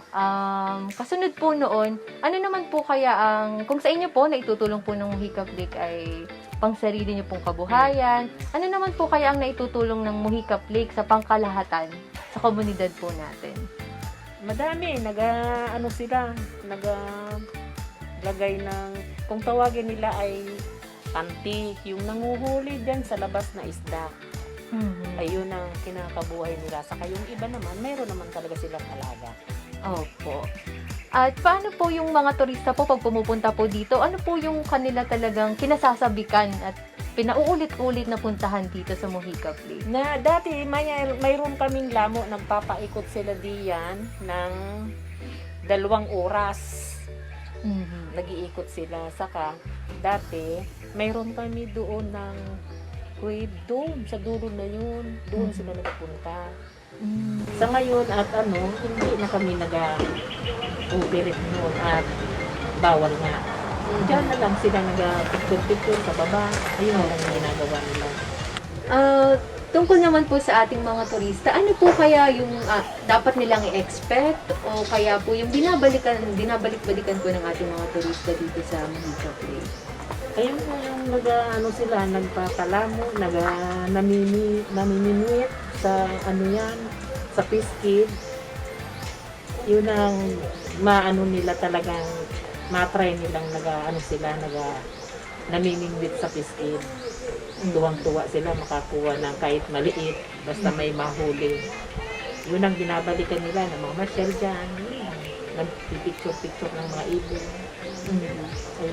Opo. Maraming salamat po, Nanay, sa inyong oras at sa inyong mga kwento po about sa ating Mohica Lake. Okay lang. Marami talagang exciting activities and mas nakakaaliw na experience ang hatid sa inyo ng Mohica Lake dito sa Laguna. Maraming activities ang magagawa dito like scenic viewing, picnic, rafting, camping, rod fishing sa lake. You can do some photo shoots here and rent a hut na talaga namang sulit na sulit. If you're still curious about the Mohica Lake, eto na ang sign para bigyan ng visit ang isa sa ipinagmamalaking wonders ng lungsod ng San Pablo. Kaya, ano pang hinihintay nyo? Tara na sa Mohica Lake at isama ang tropa at pamilya. Sabay-sabay tayong mamangha sa ganda ng isa sa mga 7 lawa ng San Pablo, ang Mohica Lake. This is Daisy La Cuachera. Thanks for watching!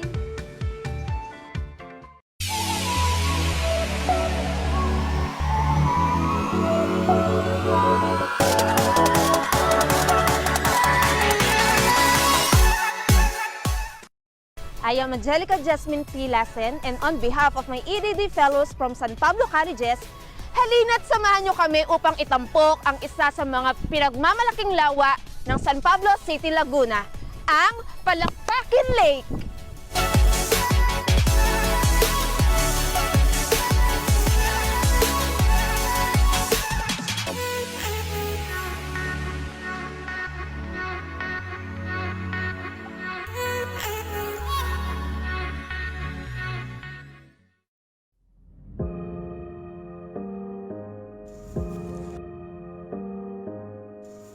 Sa mga minamahal naming San Pableños, so bukod nga sa pagkakaroon ng Coco Festival at Bukofay, kilala rin ang San Pablo City sa pagkakaroon ng 7 lawa. At gaya nga ng nabanggit natin kanina sa ating vlog, bibisitahin natin ang isa sa mga ito. Pero bago yan, magkaroon muna tayo ng review. Familiar ba kayo guys sa 7 lawa ng San Pablo? Kung hindi, ito sila. Ang Sampaloc, Bunot, Yambo, Pandin, Muhicap, Calibato, at Palakpakin. And yes, lahat po sila ay matatagpuan sa isang city lamang. Nakakamangha, hindi ba? So guys, nandito na tayo sa paradahan papuntang Palakpakin Lake. So ito ay matatagpuan sa Pisamora Street, Barangay 7B na matatagpuan sa tapat ng Nobo. So excited na rin ba kayo na makarating sa Palakpakin Lake? Tara!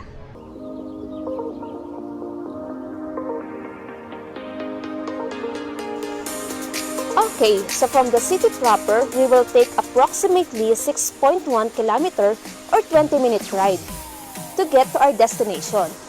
To get there, we will pass through Barangay San Lucas, San Pedro, and Dolores until we reach Barangay San Buenaventura. Hi guys! So finally, nandito na po tayo sa Palakpakin Lake. So this is located at Barangay San Buenaventura, San Pablo City, Laguna. At ito ay napapalibutan ng 3 barangay, ang San Lorenzo, Dolores, at San Buenaventura.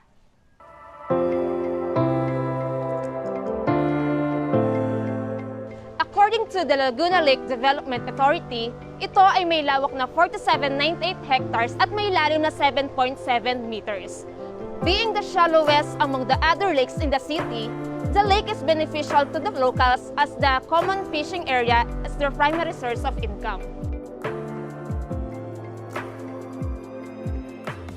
According to the Laguna Lake Development Authority, there is still sufficient concentration of nutrients like ammonia and inorganic phosphate in the lake.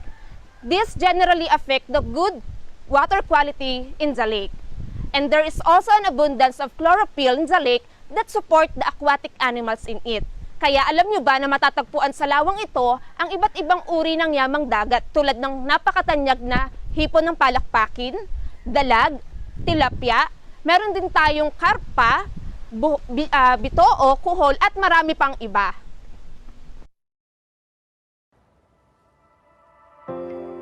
So hello guys! So kasama natin ngayon si Ma Pando o sa tunay na pangalan ay si Ma Fernando, 68 taong gulang upang magbigay ng kanyang salaysay kung ano ba ang naitulong sa kanya ng Palakpakin Lake. Pando, gaano po ba nakatulong sa inyo ang Palakpakin Lake?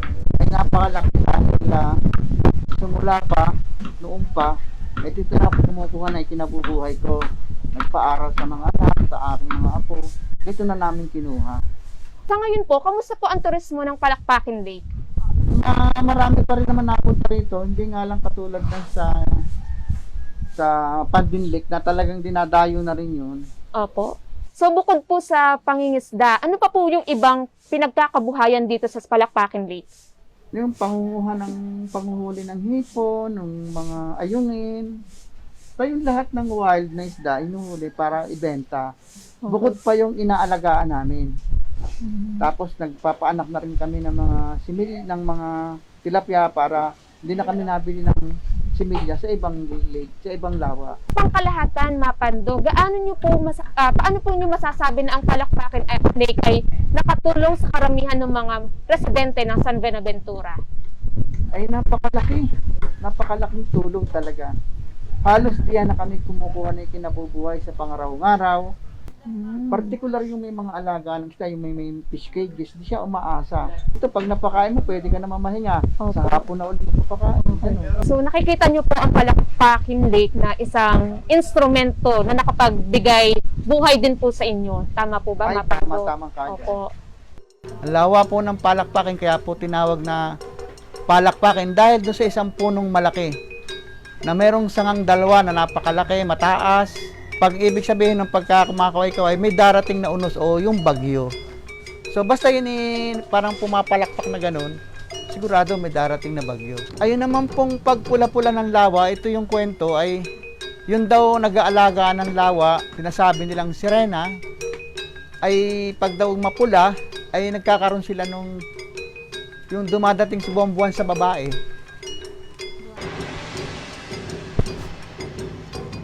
So guys, ating pakinggan ang isa sa mga alamat ng Palakpakin Lake. Ikinukwento ng mga tao dito noon na tuwing maliwanag ang sikat ng buwan at tahimik ang gabi, ay may isang napakagandang dalaga. Maningning na kulay pula ang kulay ng kanyang mahabang buhok na kung saan ang lunggaan ng punong kahoy na palakpak ang kanyang gamit sa paghuhugas ng kanyang mahabang buhok. Malapit dito ay may isang ilog kung saan ay isang napakalaking isda na sumisipot din tuwing nandun ang magandang dalaga. Walang mga has sa taga roon na hulihin ang isda sa paniwalang ito ay alaga niya.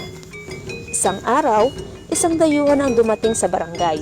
Pinilit niyang lutasin ang misteryo ng magandang dalaga na may kulay pula na buhok at napakalaking isda. Kaya't isang gabi na maliwanag ang sikat ng buwan ay nilapitan ito ng dayuhan. Kapag dakay, kumulog ng malakas at kumidlat ng matindi. Ang lupa ay gumalaw dahil sa malakas na lindol. Lubhang lumaki ang tubig na dumadaloy sa ilog. Ito'y lumaki at naging isang dagatan. Ang magandang dalaga at malaking isda ay nagkalinya sa napakaraming hipon na kung lutuin ay nagiging pula ang kulay. Dahil dito, marami ang nakinabang at umunlad ang pamumuhay. Simula noon, ang lawa ay buong pagmamahal nilang tinawag na lawa ng palakpakin at dito nagmula ang bantog at napakalilamnam na hipon ng palakpakin.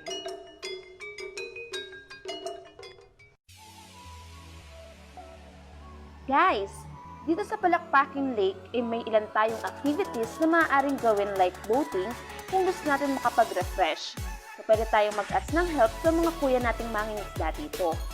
Maaari rin nating matikman ang mga yamang dagat na meron dito gaya ng hipon ng palakpakin at tilapia. Kaso lamang during our vlog ay walang available na boat at nagkataon na naubos agad yung mga hipon ng palakpakin. Kaya naman tamang sightseeing lamang ang inyong ate. Pero super na-enjoy ko ang place at ang magandang ambience ng Palakpakin Lake.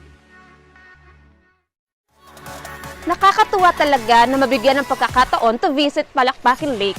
This being one of the most popular tourist attraction here in San Pablo City, Laguna.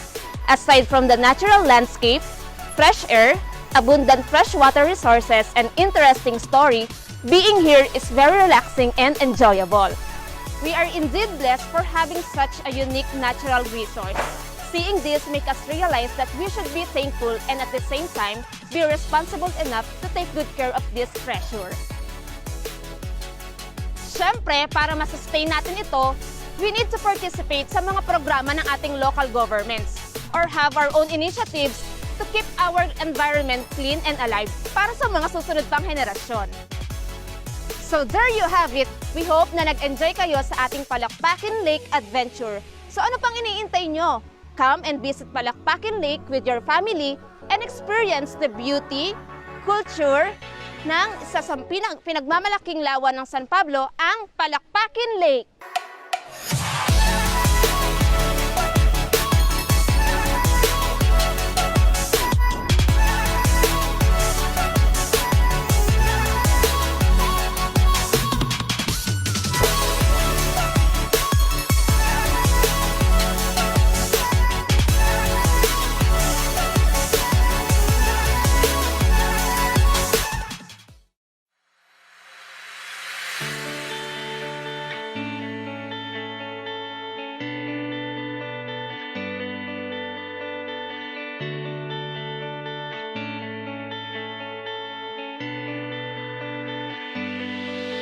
So welcome to Pandin Lake. We are with the Mom Joy and Brandon.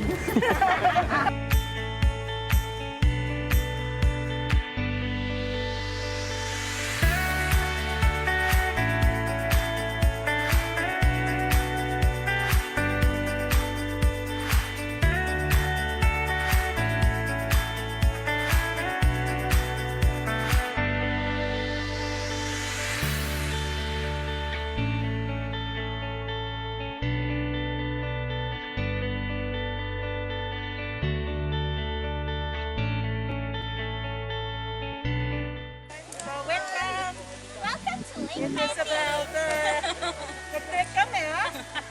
Trek kami 10 minutes, 10 to 15 minutes. Okay. Less. Ayan, hihinga po ba kayo? Sorry. Bilis po ang tibok ng puso. Tumaas na akong heart rate. So, ready na kami. At the moment ay... Okay, Brandon, papunta sa kanilang lake.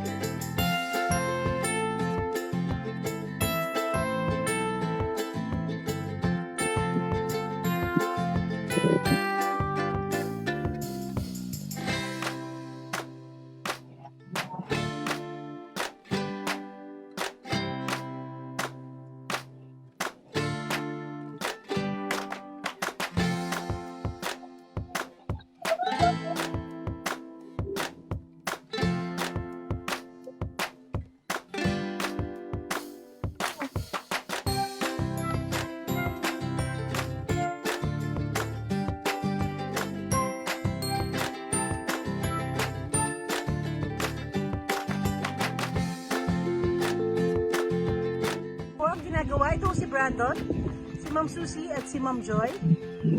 Ito ho ang unang balsa. At ito naman ho ang pangalawang balsa. Kat. Hello. Ito naman ho si Clarice. Lance at yun naman ho ang pamangkin ko yung nakahiga dun sa... At ayun po si June, tawa ng tawa. Okay, so this is Banding Lake. At ang pwede kong gawin dito ay kumain sa balsa at mag-relax lamang.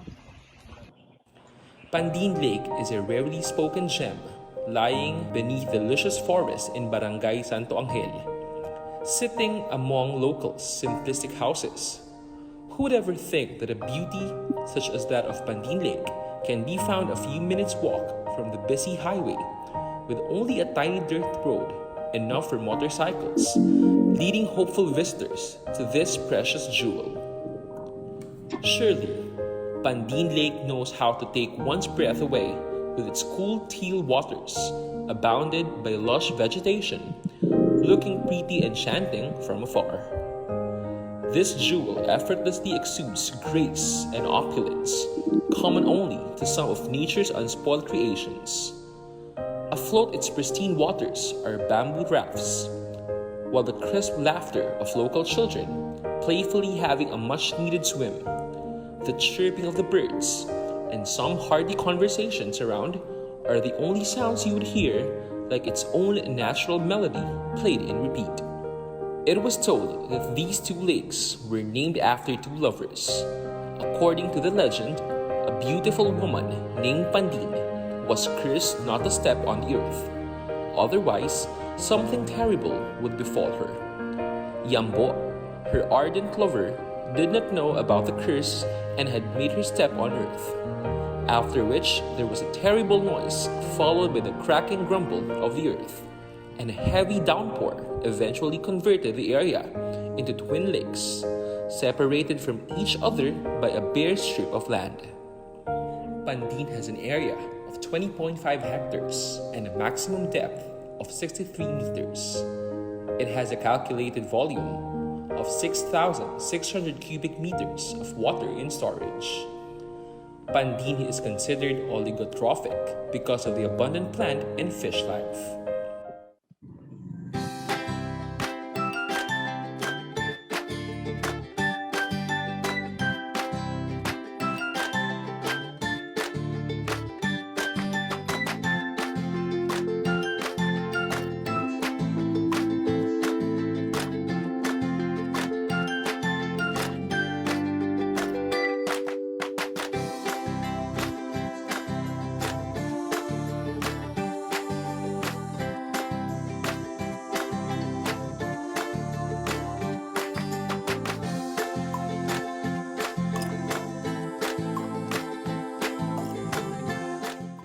ito po ang adventure namin sa Pandin. This wraps up our adventure. Nag-enjoy ba kayo? Yes! Thank you to our hosts dito sa Pandin, ang aming mga nag-tour sa amin. Enjoy till the next time. Bye!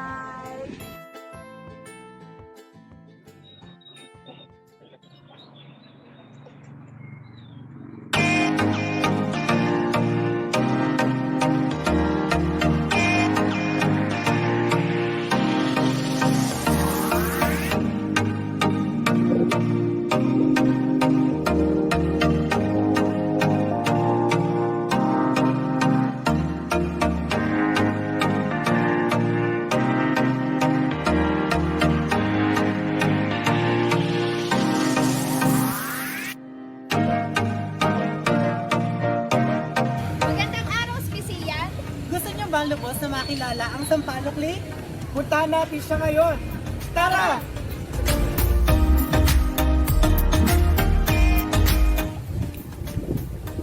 Isa sa 7 lawa ng San Pablo ang Sampaloc Lake. Alam nyo ba na sa 7 lawa ng San Pablo, Sampaloc Lake ang pinakamalaki? Tama! At hindi lang yan ang ibabahagi namin sa inyo ngayong araw. Kaya tara, samahan nyo kami sa isang quick tour sa tinaguri ang pinakasikat na lawa sa San Pablo. Marahil marami sa inyo ang nag-iisip kung gaano nga ba kalawak ang lawa ng Sampaloc. Alam ba ninyo na 5 barangay ang sinasakop nito? Ito ay ang Barangay 4A, 4C, 5A, Concepcion, at San Lucas 1. When it comes to surface area naman, ang lawak ng sinasakop nito ay 104 hectares or 260 acres. Kaya hindi talaga nakapagtataka na 5 barangay ang sinasakop nito. Kung susukatin naman natin ang lalim ng lawa, mas malalim pa ito sa pagmamahal niya sa'yo. Charis! Ito ay may average depth na 10 meters or 33 feet at may maximum depth na 27 meters or 89 feet approximately. At bongga!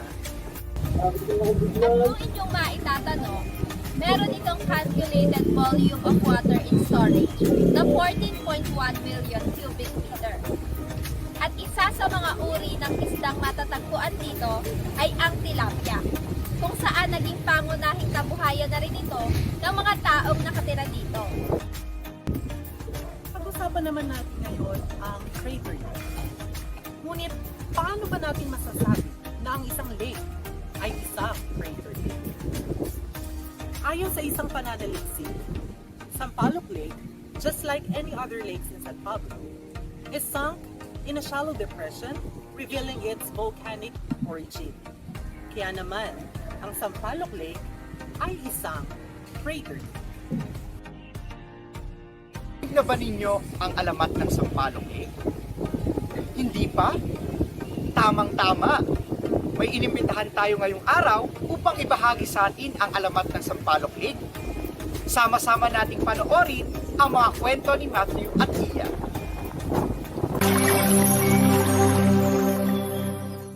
Magandang araw!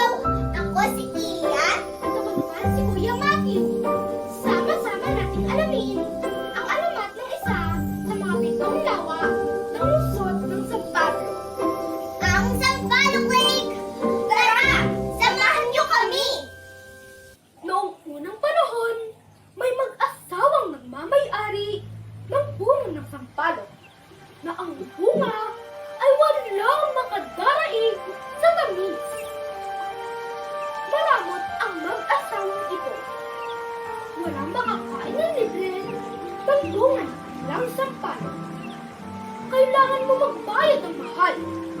Kung gusto mong makatikim nito, isang araw, may isang pulubi na nagpusa sa matinding gutom ang umabot sa pinto ng tahanan ng asawa. Ano ang kailangan mo? Mahihingi lang po ako ng ilang sampalok para maibsan ang aking gutom. Ano? Wala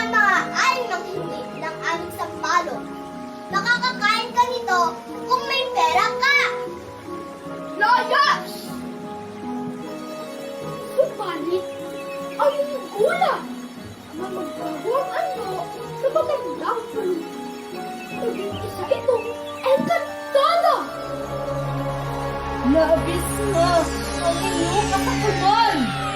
Inihangpas ng tanaw ang kanyang gaston sa puno ng sampalo. Nagsimula ang kumiglas at kumagyo. Bumukan ang tubig at tumikot ang puno ng sampalo. Pati na ang mag-asawang may-ari. Naging isang lawa ang laman ng puno ng sampalo. At ito nga ang tinawag na lawa ng sampalo. Huwag maging malamot o sakit sa kung anong meron tayo. Palagi maging bukas ang puso sa pagtulong sa kapwa, lalo na sa mga nangangailangan.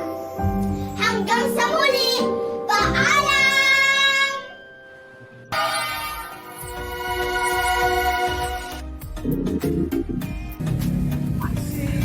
Nag-enjoy ako ngayon. Kayo ba? Oo naman. At mas masaya kami ngayong araw na ito dahil kasama namin kayo. Muli, maraming salamat sa inyo sa pagsama sa amin ngayong araw. Paalam! Bye!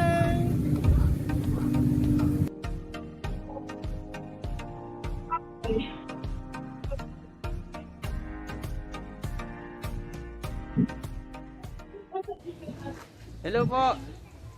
Good morning, nandito na kami sa parking area ng Yambu Lake. Ito po, kararating lang namin. Yes, Sir George. From San Pablo, it will take 40 minutes to 45 minutes. Welcome to Yambu Lake! Tara na, pasok na tayo. Yes, tara! Babayad muna tayo. So, ito po ang information desk ng Yambu Lake. Yes pa, yes. Kung saan magbabayad po tayo ng entrance na po ba? Part of me wants to stay forever. Part of me is afraid to get hurt. Love always made a mess of me. Broken heart got the best of me. But with you, I am high, I'm alive, and it feels like paradise. It feels like paradise. Ooh. And it feels like paradise. It feels like paradise. Ooh. And it feels like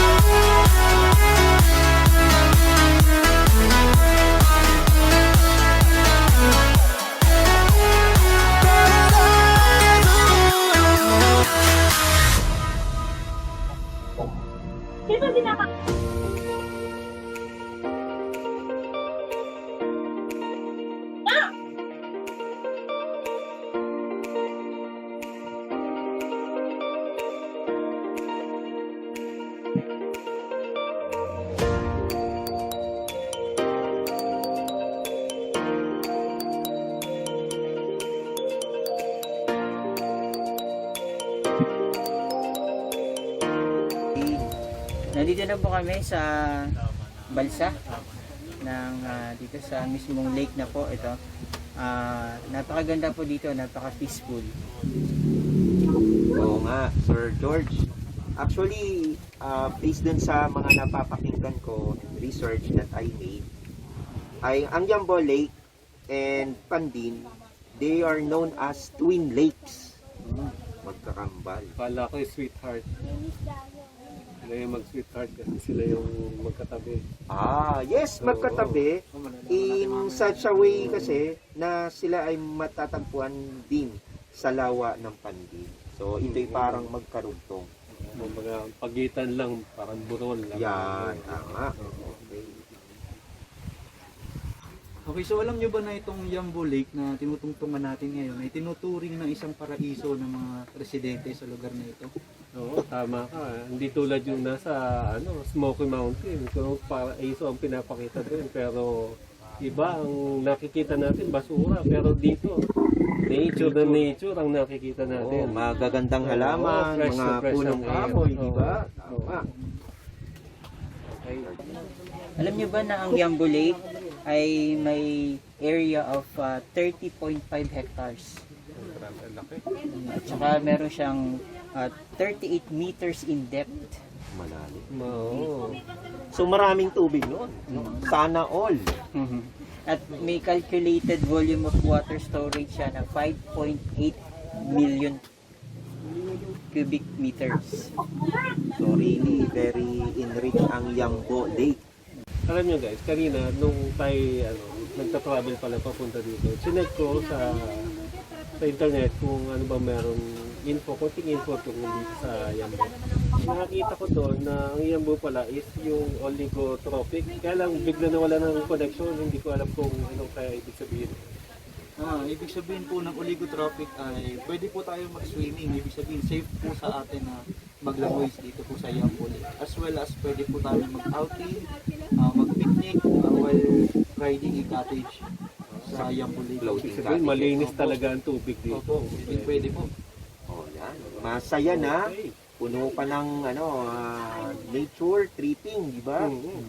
Very relaxing moment sa mga magdi-visit dito sa Yambo Lake.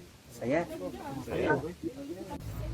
Ang mga isdang nabubuhay dito, mga tilapia, bangus, at may bakuli pa rin yata dito. Yan. Common yun dito sa San Pablo. Siguro may mga isdang iba pa na nabubuhay. Actually, mga sirs, ito ang mga kabilang sa mga pinagkukunan resources ng mga hanap buhay ng mga taga Yambo Lake. Actually, kasama ito sa Yambo Lake Livelihood Association. Bakit kaya siya tinawag na yung twin lakes ng Pandin? Okay, kaya po siya tinawag na Twin Lakes kasi ayon sa aking mga naririnig na alamat, si Pandin at si Yambo ay magkasintahan. Ngunit itong si Pandin, napakagandang babae noon ay sinumpa na hindi siya pwedeng tumapak sa lupa. Ngunit dahil mahal na mahal siya ni Yambo, inimbitahan pa rin siya na tumapak sa lupa, ngunit hindi alam nito na may sumpa pala itong kanyang kasintahan. So nung siya ay tumapak sa lupa, yumanig po ang lupa, nagkaroon ng magkahiwalay na lawa. Kaya tinawag po siyang Pandin at Yambo Twin Lakes. So parang si Yambo ay isang tao, tapos si Pandin ay isang... Opo, maaaring ganun na Diyosa. Oo, Diyosa. O nagkaroon ng pagmamahalan between God and the human. So, mapagmahal talaga si Yambo. Okay. At kita naman natin dito how the people take care itong nature, maintaining the cleanliness ng lake na ito, pangangalaga nila. Ano yung mga magko-commute lang? Paano pumunta dito? So from San Pablo City, they need to have 2 rides. First ride will be sakay lang sila sa jeep, no? Going to Nagcarlan. So, biyaheng liliw yun. Biyaheng Baba ng liliw. Nagcarlan. Yes, ang terminal nito ay malapit lang dun sa fire station mismo ng San Pablo City. And talking about the yung how much yung fare, mura lang actually, sir. 25 up. Okay? And then when you arrive at the town market, ride a tricycle. Kailangan ng tricycle. Yun yung second ride. Okay? To Barangay Sulsugin. The fare will range from 50 to 100 per trip. Sir, magkano ang gagastusin nila sa pamasahe? Just have a budget of 150. One way? One way, yes. Dali, 300. Yes, 300. And, yes, safe and sound. Kasi maalaga naman sa mga people dito sa Nagcarlan, yung mga nagbi-visit dito sa Yambo. Very hospitable sila.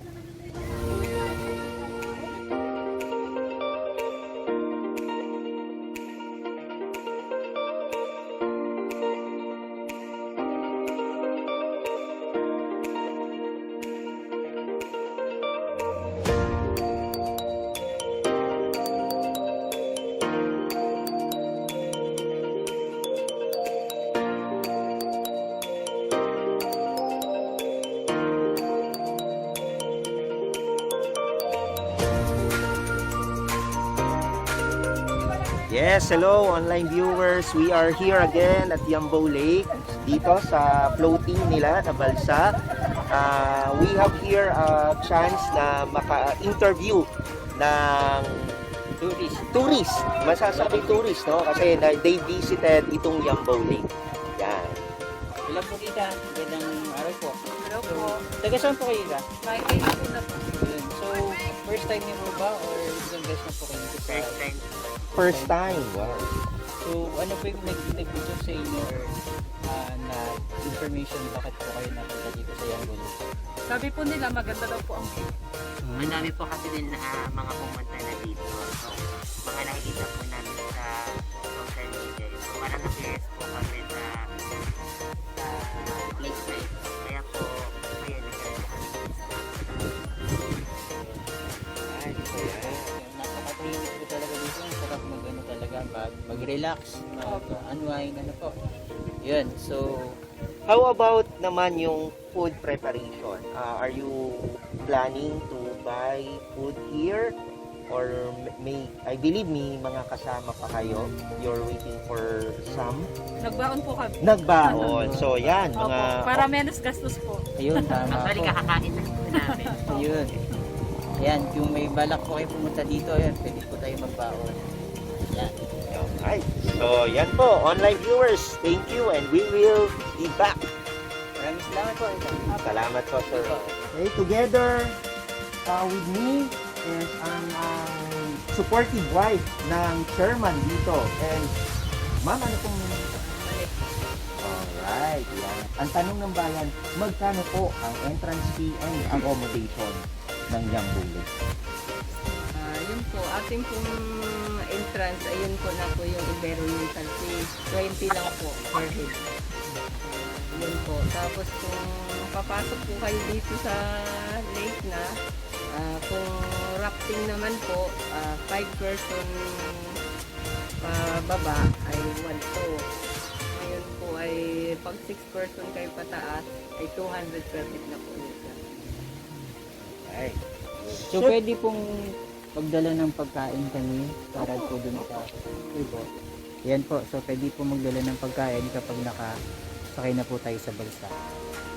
Pero what if dito naman o-order po ng food mismo dito sa Yambo area? Mga how much po ang budget? Ito po sa raw ang package.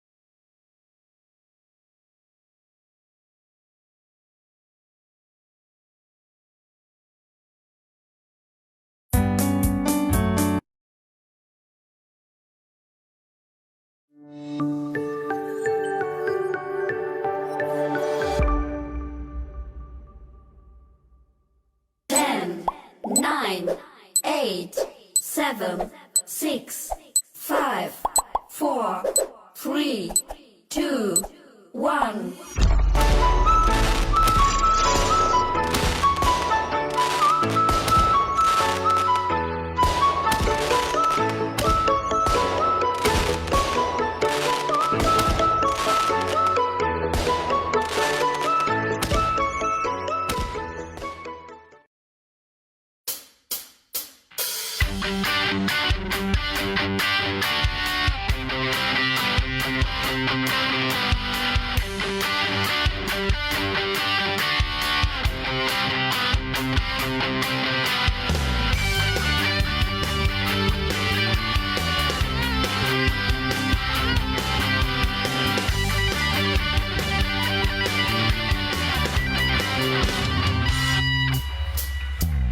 Looking back from decades of yesteryear.